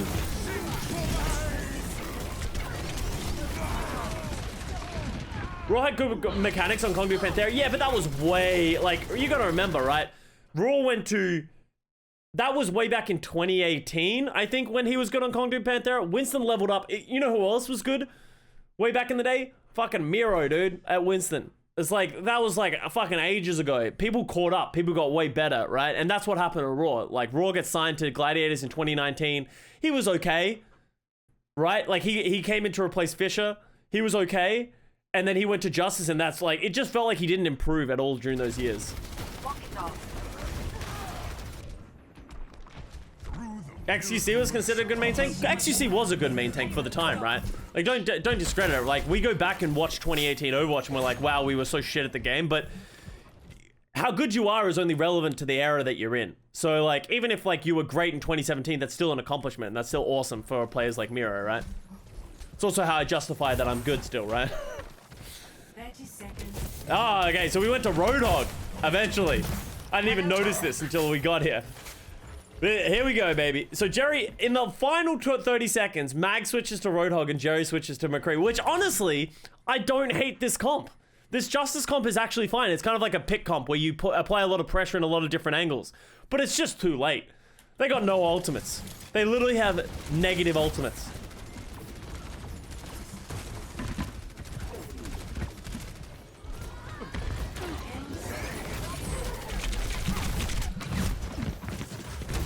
They just look boomed at this point.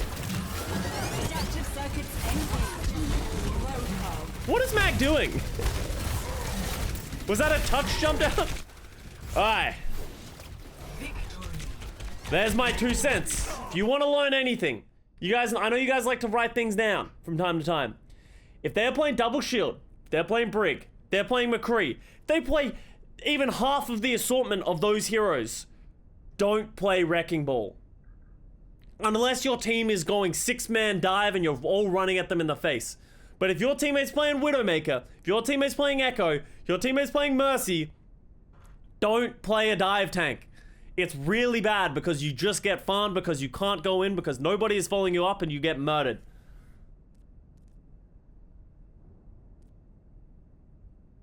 Play ball into Brick. Ah, you guys are gonna... When you lose your ranked games, you cannot use me as a reference.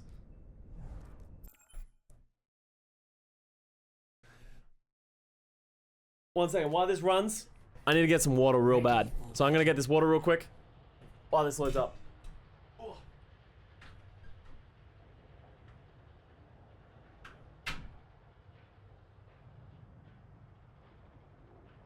Attackers incoming in 30 seconds.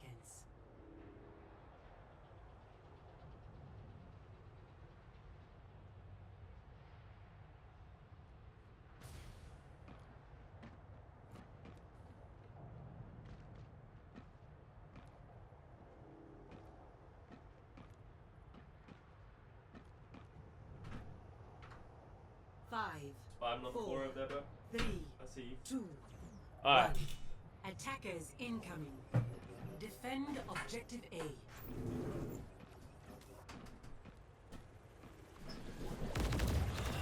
Peace out, J-Wads.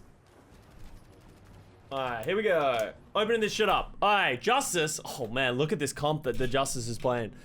Double shield. Wow, that's crazy, Justice. If only there was another map like the previous one that you could have played this comp. This comp's great. I actually like the Justice comp over the Eternal comp. The Hanzo's not as bad in double shield versus double shield, but hey, we did it. You had a redemption between Matt. Oh, show cats.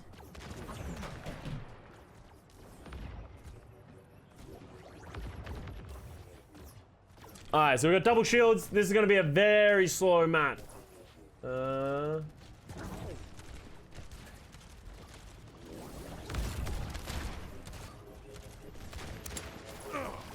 Alright, Don walks in, gets Bebe. How did this happen? What map number is this? This is map number 4. It is currently 2-0 to the Paris Eternal. They're walking in. Why is Bebe in the open? Bebe, why are you there? Baby, why are you behind the shield? Why don't you play here like every other Baptiste who's ever played the game? This feels like, what is going on here?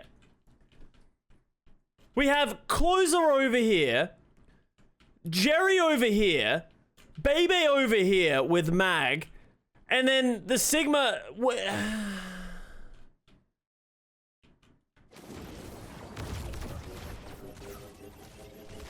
What a throw! Where?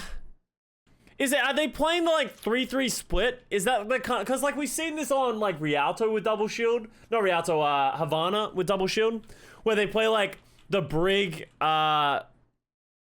Sigma Echo on one side, and then you play like Bap, Orisa, Ash on one side, and then they like crossfire each other. But what they just did was not it, especially when Jerry just like abandons them. Jerry does a lot of damage, but they are all over the place. Oh, Naga. Dude, what is everybody doing? Like, if we all just consolidate on one target, we're gonna win the game. It's fine. Oh, does he kill Kaan? Oh my god, what is this fight? This has actually been one of the worst fights I've ever seen in my life. Literally, everybody's just running around playing. It feels like deathmatch. You know when you're playing deathmatch and you're just walking around and you're just always getting shot in the back? That's what this feels like. Jerry busy fucking, yeah. And that sort of goes to the point as well. Like, Jerry is keeping them in. He killed like 3. People are like, oh, where's the case? Like, Jerry actually was probably one of the better players for the Justice. Except for that flank. That flank was fucking awful. Oh, don't worry, guys. Mag's back on the wrecking ball.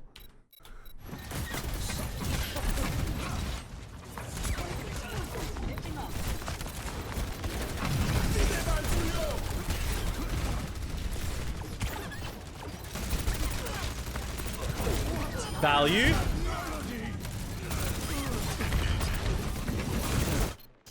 Bo. Don't. Bo hacking left us. What the heck, Bo? Oh, there's a rally. That's a big rally. Ah, unfortunately dies with the rally. I like the gamble by Dridro. I think it was pretty good. Unfortunately did not work out. That was a good flux as well. The Wrecking Ball, incredibly high value. 99% cap by Paris and total. The Wrecking Ball was actually good. Obviously, I was just kind of trolling it a little bit because he came back so he could get back to point faster, and it actually worked out very well. So big plays by Mag. Actually, if Mag hadn't done that, they probably would have capped because it got to 99%. So actually a good heads up play by Mag. But now he's stuck on Wrecking Ball, which is, it could be a problem. Because like Mag's good at Wrecking Ball, right? Like I think he actually has pretty good tech and he actually has good movement.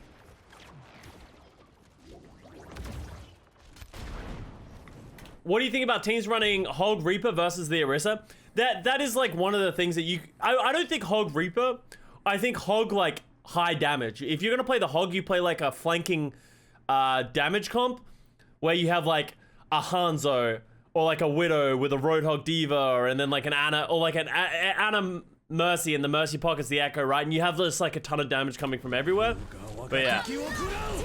Dragon Pull is very good. Oh my god, Fury gets rocked back into it. Mag has mines, which should be high value here. It's only 5 counters? Ah, that's why it's working. It's only 5 counters to the Wrecking Ball. Oh god, Assassin just got murdered. How is Assassin alive? He just got so much health. Those mines are sick. Slam was good as well. Mag's actually doing work. Wait, what? Fury?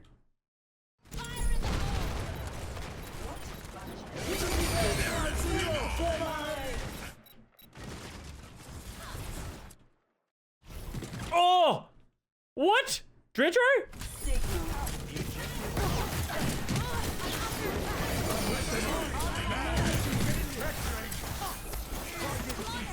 Yo, that was sick. I don't know why he didn't get credit for that, but that was a sick bonk. I really hate the Hanzo. I like, maybe because they're not playing double shield anymore. But can you just imagine if Onigod was playing like a McCree or an Ashe? I feel like it's so much more consistent. How did it hit through the shield? No, he had his hands up, right? Not a shield? I think it was his teammate's shield. Hello. Greetings. Fury hit himself with a hypersphere? Maybe, yeah. Alright, so now we go in here. Alright, they're doing a good job of taking space. Where's the opposition team? Oh, okay. So Justice are doing the 3-3 split again, right? We're seeing the exact same thing. 3-3 split. Brig, Sig, Echo, Bap, Orisa, and where's the Ash? Oh, never mind. Jerry wanted to join in on the fun over there. Mobility increased.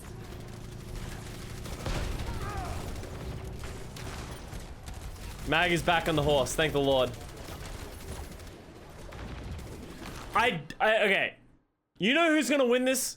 Actually, this is actually important to note. Why are both teams playing Brig? I understand why they were doing it originally. Like, they should have come back on the Mercy at some point. Did they both start on the Brig? They did. That's interesting. I wonder if it's in fear of the dive, but I'm surprised neither one of them switched coming into this next point. If anyone has ever played Brig into double shield, like Hanzo Echo, or hit scan Echo, it is probably the worst feeling ever. You can't get any Inspire uptime. It's actually a fucking nightmare. I think whichever team goes Mercy first probably wins, if I'm being honest.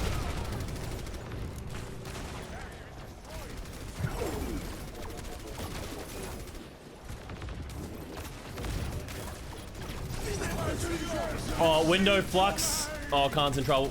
Oh, yeah, good play. Isolating him while he's in the air as well before he lands.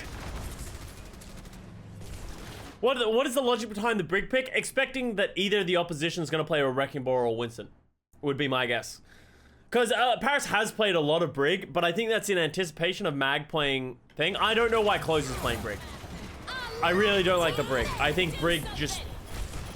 Like, let's watch it from closer pod, right? You're gonna look at, like, why I have a problem with Brig, right?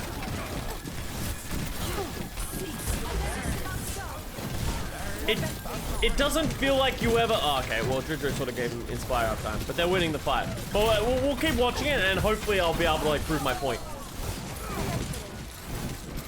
Well, yeah, it's definitely Mercy. The best option is to go Mercy. Because you can damage boost your Echo, like they've been doing and how effective it's been. Or, like, you could damage boost your Ash.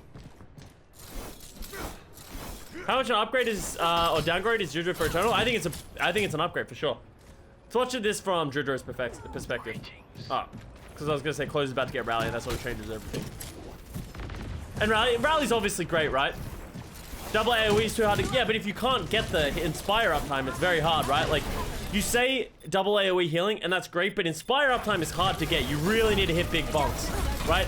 You just miss it. Like, right now, he doesn't have any Inspire uptime. He's just throwing packs. He's out of packs. He has no healing. There he goes. He's got a little bit of Inspire.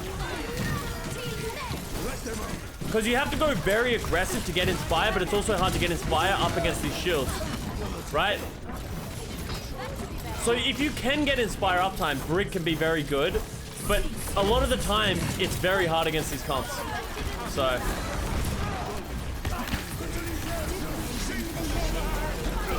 Oh, nice rock. There it is. How did Closer die? I'm actually curious about how Closer died as well. It actually looked pretty good. The Brig... Obviously, everyone's around you, so you get really good Inspire. If you can get the Inspire, actually, it's not that bad. But I just think Mercy is more consistent. It goes back to the idea. It's kind of like the idea of Hanzo to Ashe, right? Ashe, I think, is way more consistent than the Hanzo, but Hanzo can get really high value if it works out, right? And that's kind of how I feel about Brig. It can get really... Oh, that was... He shouldn't have... I don't know what... Like, that was unlucky, but also he shouldn't have been not looking that way. Like, he should have seen that coming. Initiating.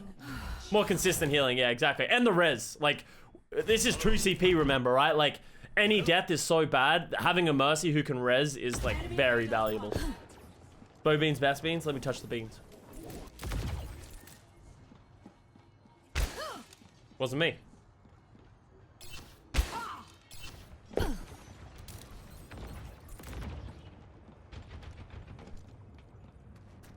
Alright. Double Widow on the attacks. Mag's gonna play Wrecking Ball. Okay. He did not like that. He was not a fan of me touching his toe beam.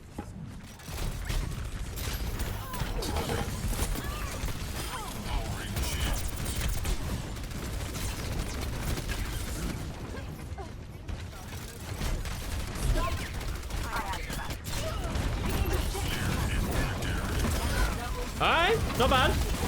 The roll through and then the slam. That was high value, high value. Assassin just gets Naga. How does Assassin get Naga? Like, how do they just... Let's go overview. Oh, actually, Jerry gets Oniga before that as well. Boy, don't pull out the... I need this cord. Don't touch it. So Jerry gets Onigod before anything happens. Naga's just caught on the floor, right? And like closers, they have a pocket, right? They have an echo pocket. So Assassin just has such a big advantage. The echo just has such a big advantage in the head-to-head. So it's very hard for Naga to win this. They have a Mercy and instantly got the point, yeah. And because you just win the aerial superiority of the echo, right? Der Kampf ist noch nicht vorbei.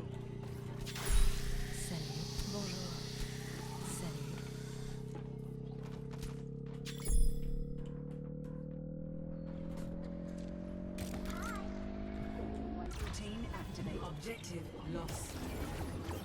New defense point. Objective. Nah, Bo's biting my green screen now. Aerial superiority achieved. So Jerry goes over to the Ashe, Onigod goes over to the McCree. Widow's just not very good on the second point. Not very good sightlines, a lot of cover. Dridro is staying on the Brig, probably because Mag is staying on the Wrecking Ball. So we'll see how both of these do in terms of getting value. I don't mind the Brig from Dridro until Mag slams. Until Mag switches off of Wrecking Ball. Oh. Problematic.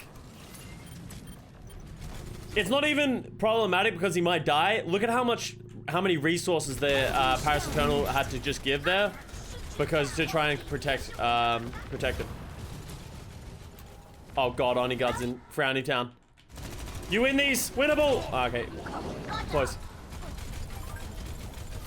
Adaptive circuits engaged. Naga against Bebe is such a big pick. It'll be interesting to see if Closer can get the res off. I doubt it.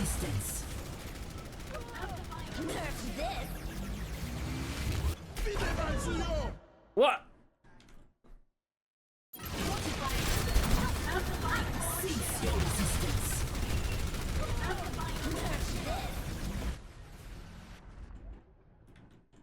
Oh no. Ah, no. Ah, shit. That was rough. Orisa too large. Feels bad, man. It's just, this isn't good for Justice with how much they're trading, right? As much as they're getting picks, they keep having to disengage for it, so they're not getting any point pressure, that allows Eternal to just disengage and hard reset. So...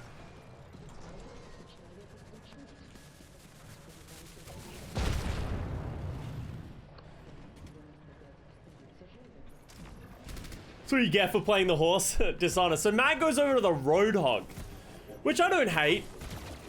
I don't mind the Roadhog. I think it's going to be hard to get a lot of space here, but I think if you can control this like left side.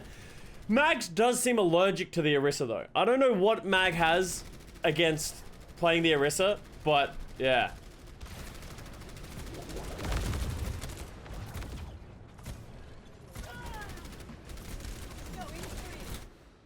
Thoughts on closers? His star, the reason for the slow place of the Justice. Remember, he was benched for Nuss and Spitfire, and Fuel got Paintbrush in 2020 for his more aggro play. I think going back all the way to 2018 is not really worth talking about because the game's changed so much. 2020, I've never been super impressed with Closer, but that's mainly on his Lucio. I actually think his Mercy's quite good. I think his Brig's pretty solid. And his Lucio seems okay. I don't know if you can attribute him for their slow play. So...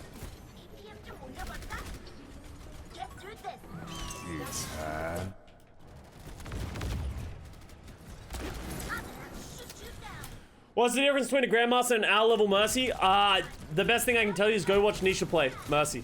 And then just, you can work that out for yourself. Like, just go watch the way Nisha plays the game and you'll see that it's very different to how any GM player, Mercy player plays. Is Elbow dead? Damn, he's dying. It's the second time Naga's died. This Mercy pocket is really costing Naga. Like, ever since he moved away from having that Mercy pocket, he's actually just getting kind of bonked on.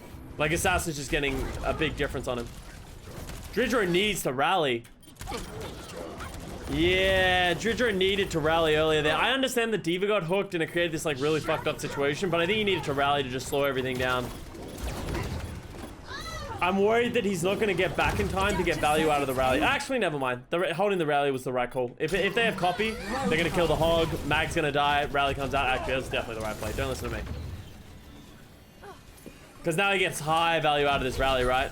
And consolidates the rest of the point.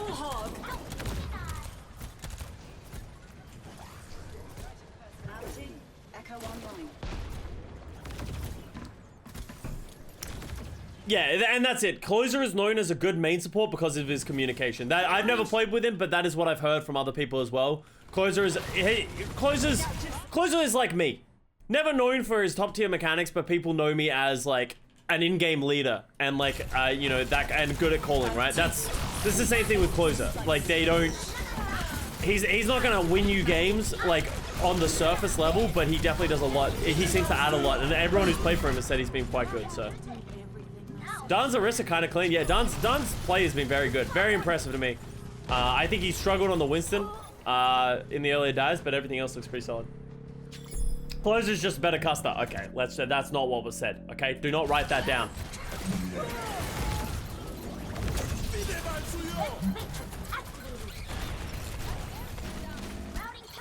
What was that fight? Yeah, they like ended up in the room. I don't know why that happened, but the Roadhog from Mag is getting... I honestly just think it's, Paris is struggling. So let's go back and actually like look at this because I think it's actually interesting what we're talking about. So this is the value of the Roadhog, right? Adaptive circuits engaged. Roadhog. So obviously we're gonna get a reset here. I'm going whole hog. So what happens here is that the Washington Justice are trying to like get people away from here, but unfortunately the composition by the Justice is just a much better situation in this brawl, especially with the Mercy, right? They just have this like, they get the Valk, they're consolidating, and Paris try and punish them for being in this room and try and like close this out. But the Bob from Jerry is a fucking problem. Look at this. Because it body blocks as well. So Naga gets in trouble, gets caught on fire, the Bob's just murdering everyone in the back. Honestly, this is kind of just the Jerry show right here.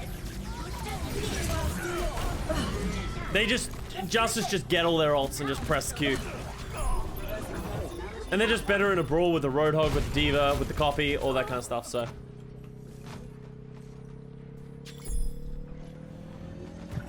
Yo, Frosted popped up. Thank you very much for the fresh sub. Welcome to the fam. Bob just built different.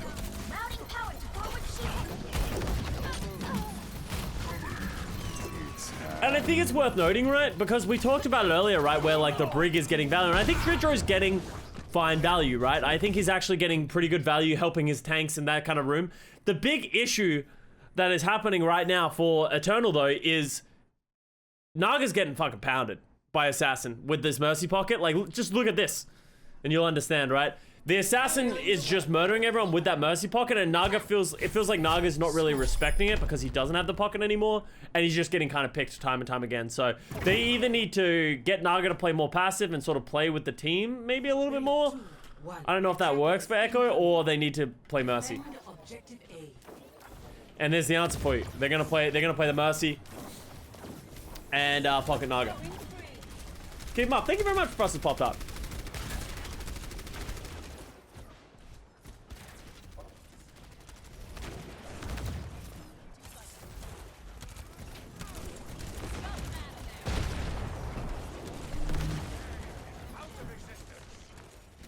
Who exactly does Brig build Inspire on in this comp?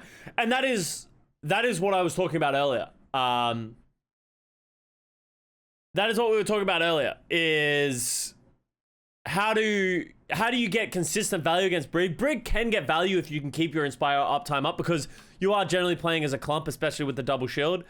But the problem becomes if they also have double shield, how are you getting bonks? Like, how are you whip-shotting people effectively and consistently? And you can't get close enough to left-click anyone to get Inspire uptime because, like, you just have risk of dying. So that is generally why I like the Mercy more and the consistency of the Mercy.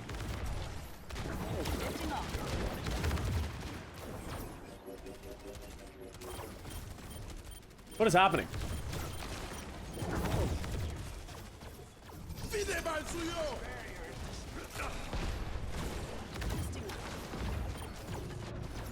Alright, so Naga, they're getting a little bit of I feel like Paris is forcing this too much. You know what I mean? So they get the window, but the Hanzo's not really there with it. Tank's going super aggressive. I guess the tanks are so low. Like, everyone's so low in this room. Yeah, Dredro and Naga also hard flanked. Is this gonna work for him? Oh, wow, baby gets Naga.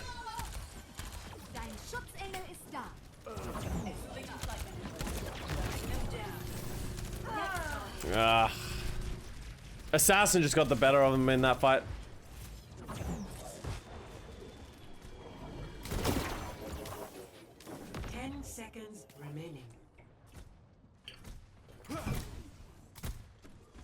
Cease your resistance. Alright, Dragon comes out. And I just don't really like the Hanzo at all. I think I would just much prefer an Ashe.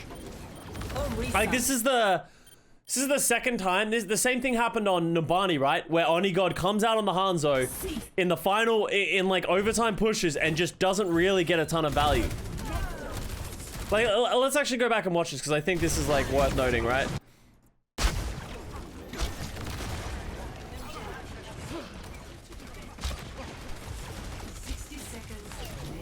Like, at least with Ashe, you're gonna get dynamites and stuff.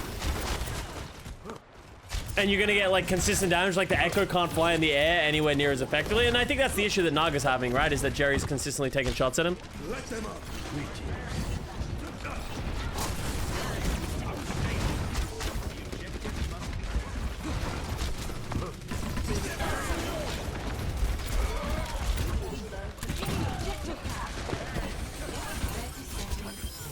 Alright, you got closer.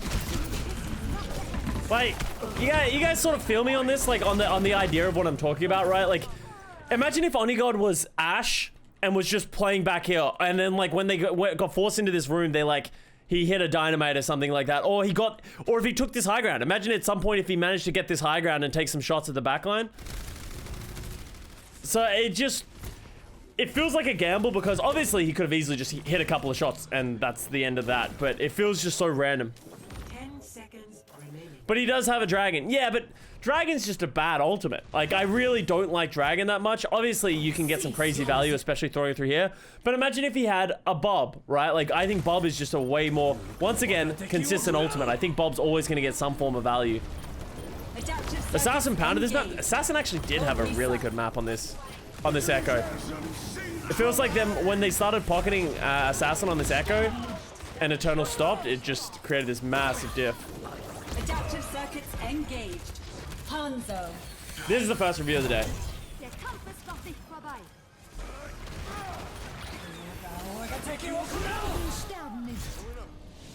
Oh shit, I almost left. I thought it was the end of it. Do you think Kaan is one of the best flex? I wouldn't say he's one of the best flex supports in the league. I think he's been very good and he's been one of the rookie of the years, like people that we've been talking about, but it's always hard to really hype up a player when they've been on an unsuccessful team. But I think Naga and Kaan have been very, very good for the Paris Eternals. He's definitely above average, yeah. He's definitely above the median.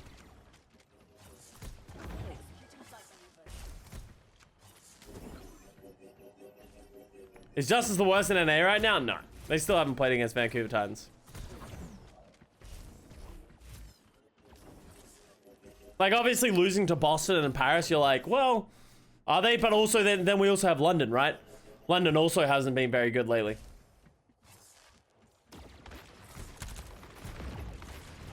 And like, Yeah, we'll talk about Boston we'll talk about London when we get there. That was dangerous by Dridro, but he gets out of it. Jerry gets caught. Like, and then Jerry's gonna come out and play the Widow? And Mag's gonna play the Wrecking Ball? Like, why? Why?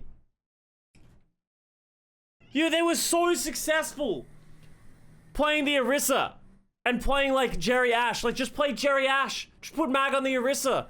Just keep going and doing what is working. Like, why are we at this point where we're like, feels like every time Justice get a grasp on something, they just like go back. 60 seconds remaining.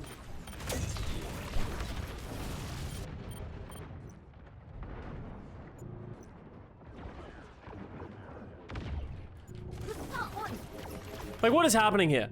Onigod is having his own fight on the mini.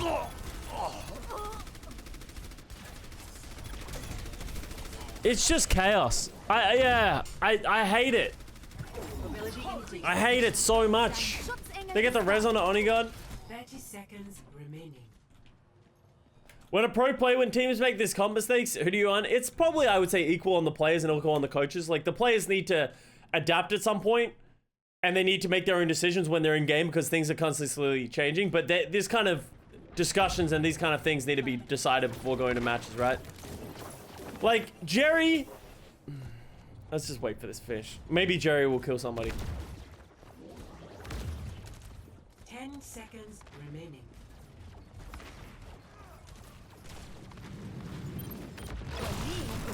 Why is Fury the one having to touch the point?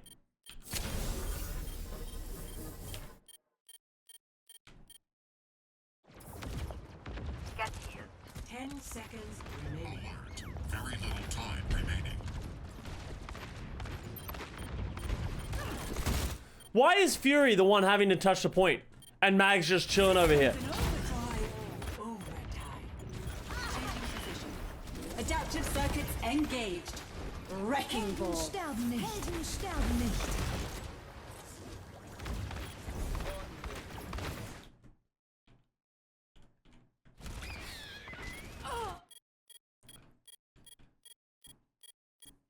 Why play Widow? Widow's so shit. Just, nah. Ah. Fuck me. Like, they just, like, they get fucking brutalized. They get brutalized on Rialto playing Widow Wrecking Ball against the exact comp that Paris is playing right now. They make the adaptation coming into Volskaya. They play a lot of the Orisa of their own. They play their shields. They enable Assassin. They put Jerry on the Ash because Jerry has so much space because Assassin is getting pocketed. They play so well. And then they cap twice. They hold the Paris Eternal on the first point. They have like a minute and a half and they revert back to Wrecking Ball Widow. Why? Bo, not now. Like, it's crazy to me. They found the solution and then just didn't do it again.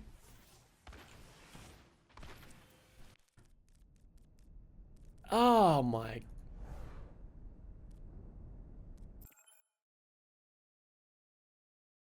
Didn't the Ball Widow work first attack? Yeah, but there's a massive difference between getting it to... Wait, did it even work in the first attack? You got me curious. I think did it work the first attack?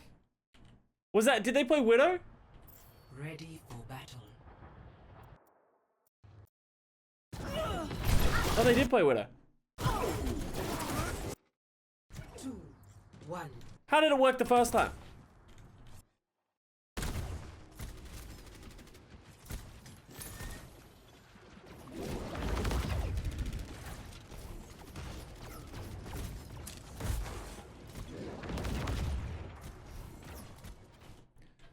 Oh, yeah, well, yeah.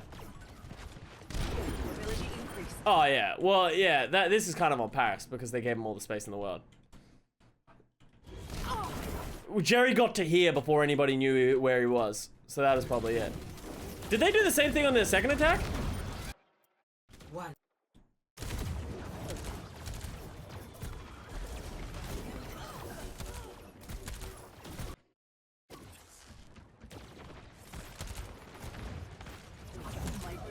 Yeah, so Paris this time countered what they did, and then Jerry didn't flank.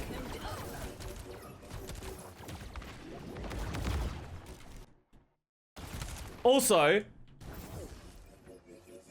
I think on the first attack, Onigod plays Widow. Yeah, Onigod plays Widow. And this, the second time he plays McCree. Yeah, my point still stands. As I said, I don't care the thing. It's still a dumb comp. I think it's so bad. And it's crazy to me they haven't learned their lesson. Ready for battle. Never play Widow. It's not never play Widow ever. It's literally just like they keep trying to play this Wrecking Ball Widow.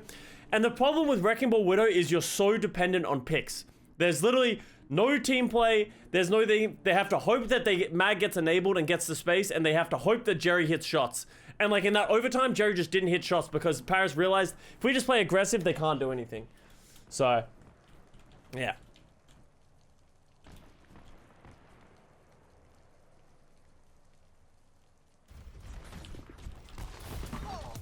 Alright, let's see what we got here. Joust is going to play their Moira Lucio stuff. I actually don't mind this composition. I prefer the Orisa, though. I still prefer the Orisa. I think Winston can get more value, but I think the Orisa is more consistent. So we're going to get a brawl on the point.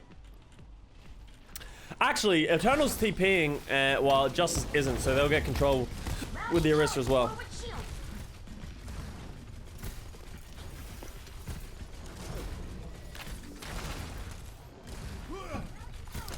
Eternal's essentially just playing the Brawl comp, but playing it with a Orisa instead of a Ryan, and Justice is essentially playing a Rush comp, except playing it with a Winston instead of a Ryan, right? So, they go hard in the paint. Don just drops that lamp instantly. Mag's gonna die, for sure. Just because, like, he goes so far. And here's the value of the Orisa, right? As much as it's hard to aggress, the Orisa essentially lives, like, for free, right? They have to jump over Dan. Like they're not even gonna focus Dan. So Dan essentially plays for free and like zones out everybody, right? So Mag goes in, but Dan knows what his win condition is, right? He's just fucking shooting at these guys, shooting at the Diva, shooting at the Moira, trying to slow them down.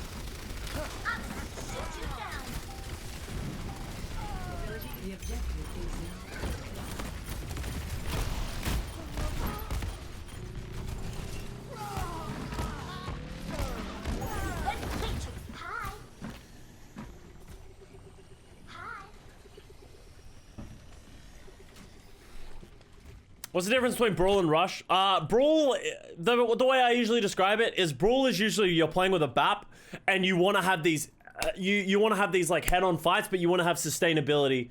And you can play slow, but you generally want to like hold chokes and stuff like that. Just, the Rush is generally Moira.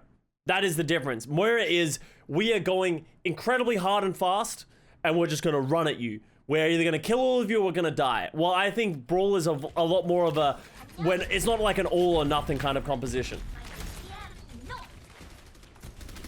We need to command this. Yeah, it's actually being asked a lot at this point. Gotcha. But that's also my perception of. Oh, Naga. They saw him. R.I.P. Naga. But yeah.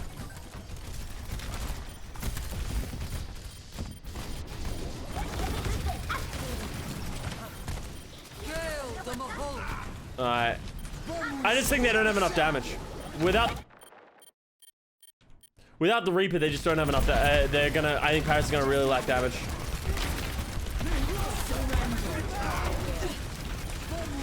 Oh, I don't know what happened there. He might have been able to fix that.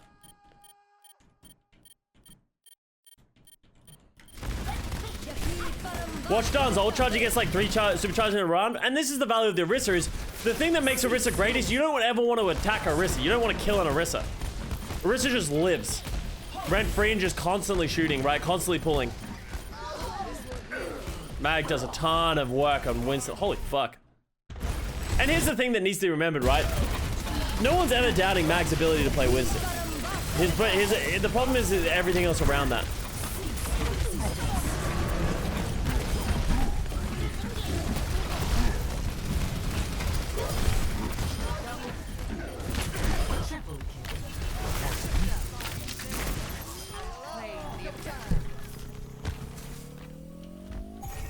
Yeah, I do know Dridro absolutely murders. That is the first of many boops that I think Closer gets hit with.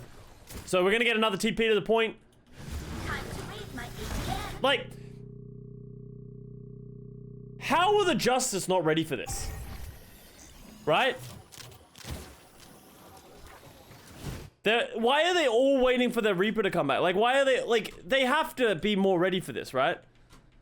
Like, this is the oldest trick in the book. Like, literally everybody does this. Like, but they're nowhere close to the point. This just gives so much space. Like, look at how much space Paris has to set up and get value out of their ultimates. Circuits engaged. Diva. Oh, and he goes down to that. So many fucking Diva bombs, dude.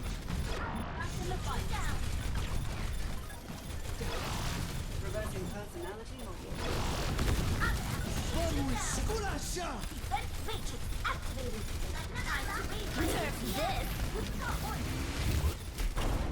Jerry ult.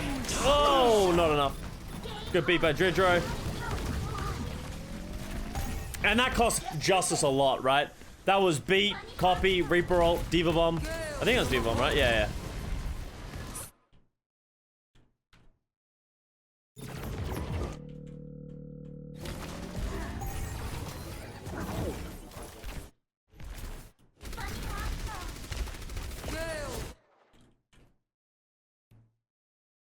I don't know what about this point of the fight makes you think that using Coalescence here is the play. Like, they got the kill, but yeah, it was like... Yeah... That was not a very good one by Bebe. Yeah, like, I don't know what he was looking at that made him think that Coalescencing there was gonna... It was ever gonna work. Alright, sweet.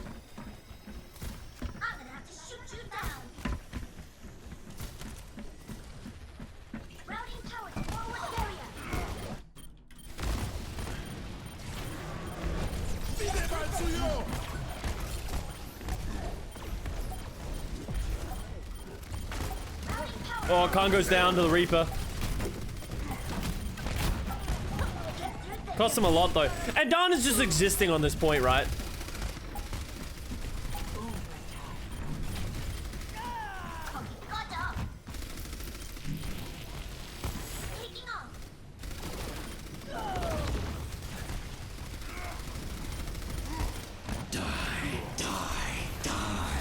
Oh, that was a good lamp.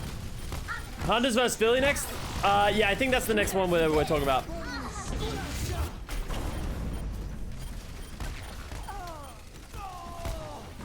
Kamehameha, bad against the Orisa. It wasn't even bad against the Orisa, just don't use it when your team's already lost the point.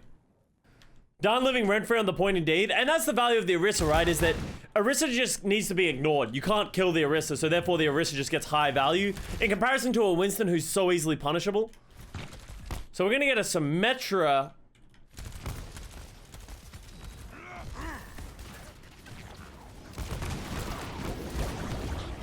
Oh, the beans!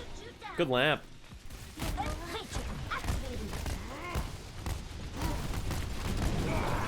Dude, the healing output is insane right now. And then Mag goes down, right? Like, Mag and Fury both feel like they have to go super aggressive, and they both just get potted down. Like, if they don't, like, especially with that Moira comp, you saw, like, as soon as Onigod got lamped and they all lived and they got healthy again, the fight's over. Like, the rush is lost from the Washington Justice. The Winston, the Diva are both gonna die. They've overcommitted and they can't get out. Why is Mag a Winston one trick? I don't think he is a one trick, which makes it interesting. Like, he showed that he can play the Orisa, he can play the Roadhog. Alright, so here's the adjustment. They're playing double shield. I feel like the problem here is if you're gonna play the double shield, you need to get off the Moira. But they have Coalescence, so they're sort of stuck in that conundrum of, well, we have the Coalescence, let's go with it. But I feel like they could easily get stuck on this for the rest of this round.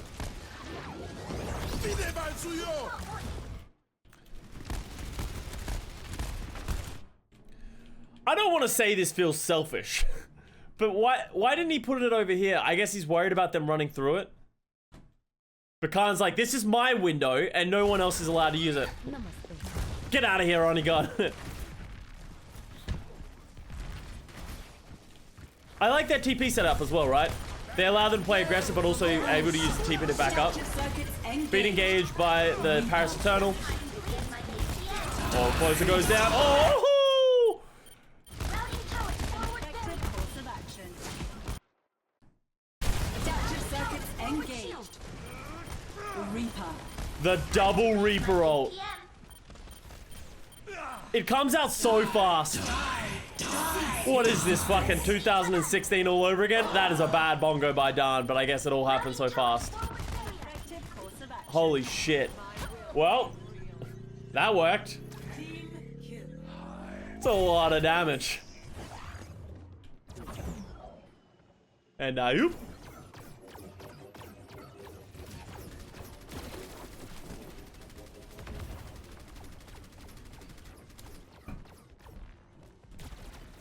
$1,040 damage in 3 seconds. Don't worry, Morio will heal it up. Just throw one of her orbs.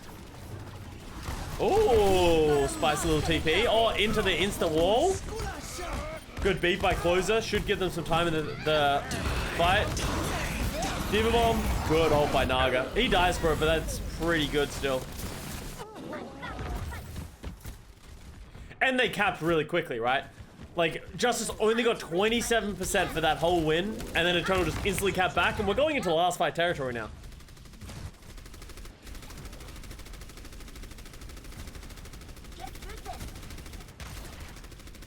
Man, I wish I could edit for Custa for real. Problem is, it just takes too much effort and time, or I pay someone else, which is money, and it also makes the turnaround so much slower, so... People just like the edits and the cuts for it is. As much as there's so much meme potential, it's just too much work, if I'm being honest. So Assassin goes to the Doomfist to go for just like the true brawl. Just gets instantly murdered for it. I just want the title card? Yeah,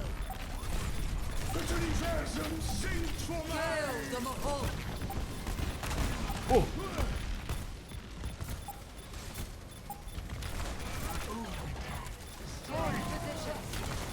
Okay. Doom's back. Alright, so the Justice end up getting through that with Coalescence, and that's the value of the Moira, right? Or the Baptiste. You're trading value, right? I think as much as the window is good with Rush, it can easily be nullified, but the Coalescence just gives you so much control and so much tempo.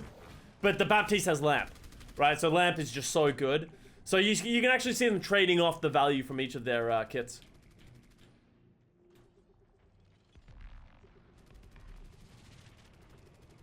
Doom dead again, yeah. He said hello to my buddy Steve. Hello, Steve! It's okay to be ugly. I know the vibes. So this time, they're gonna do it again. Oh, look at that. Mag just got Giga Brained. He even dropped a shield. Oh, there you go. Now where's your shield? Yo, Paris. Legitimately hard debated.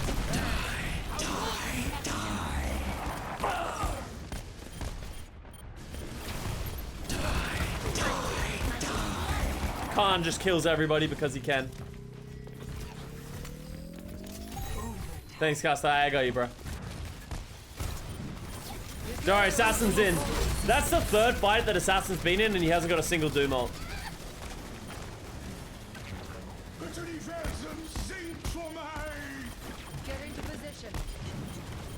Fury's here. Oh, that's a good flux.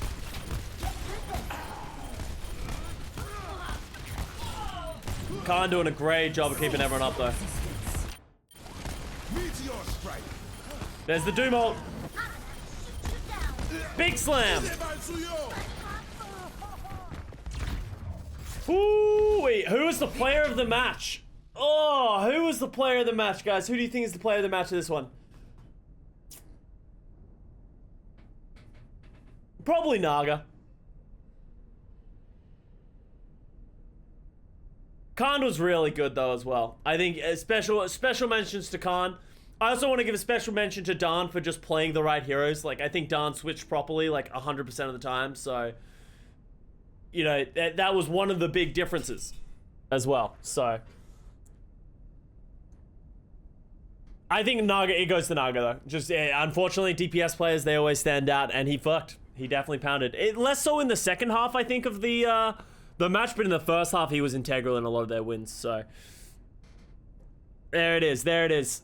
Player of the match. All right, guys. Thank you very much for watching. I hope you found that interesting. What were the takeaways? Yeah, Washington Justice. I think they're a good team. That was a close series. They need to work out their picks. It feels like they didn't have a good grasp on the meta this weekend, so hopefully we can see better things from them. Thank you very much for watching. Hope you guys enjoyed it. I'll see you guys next time.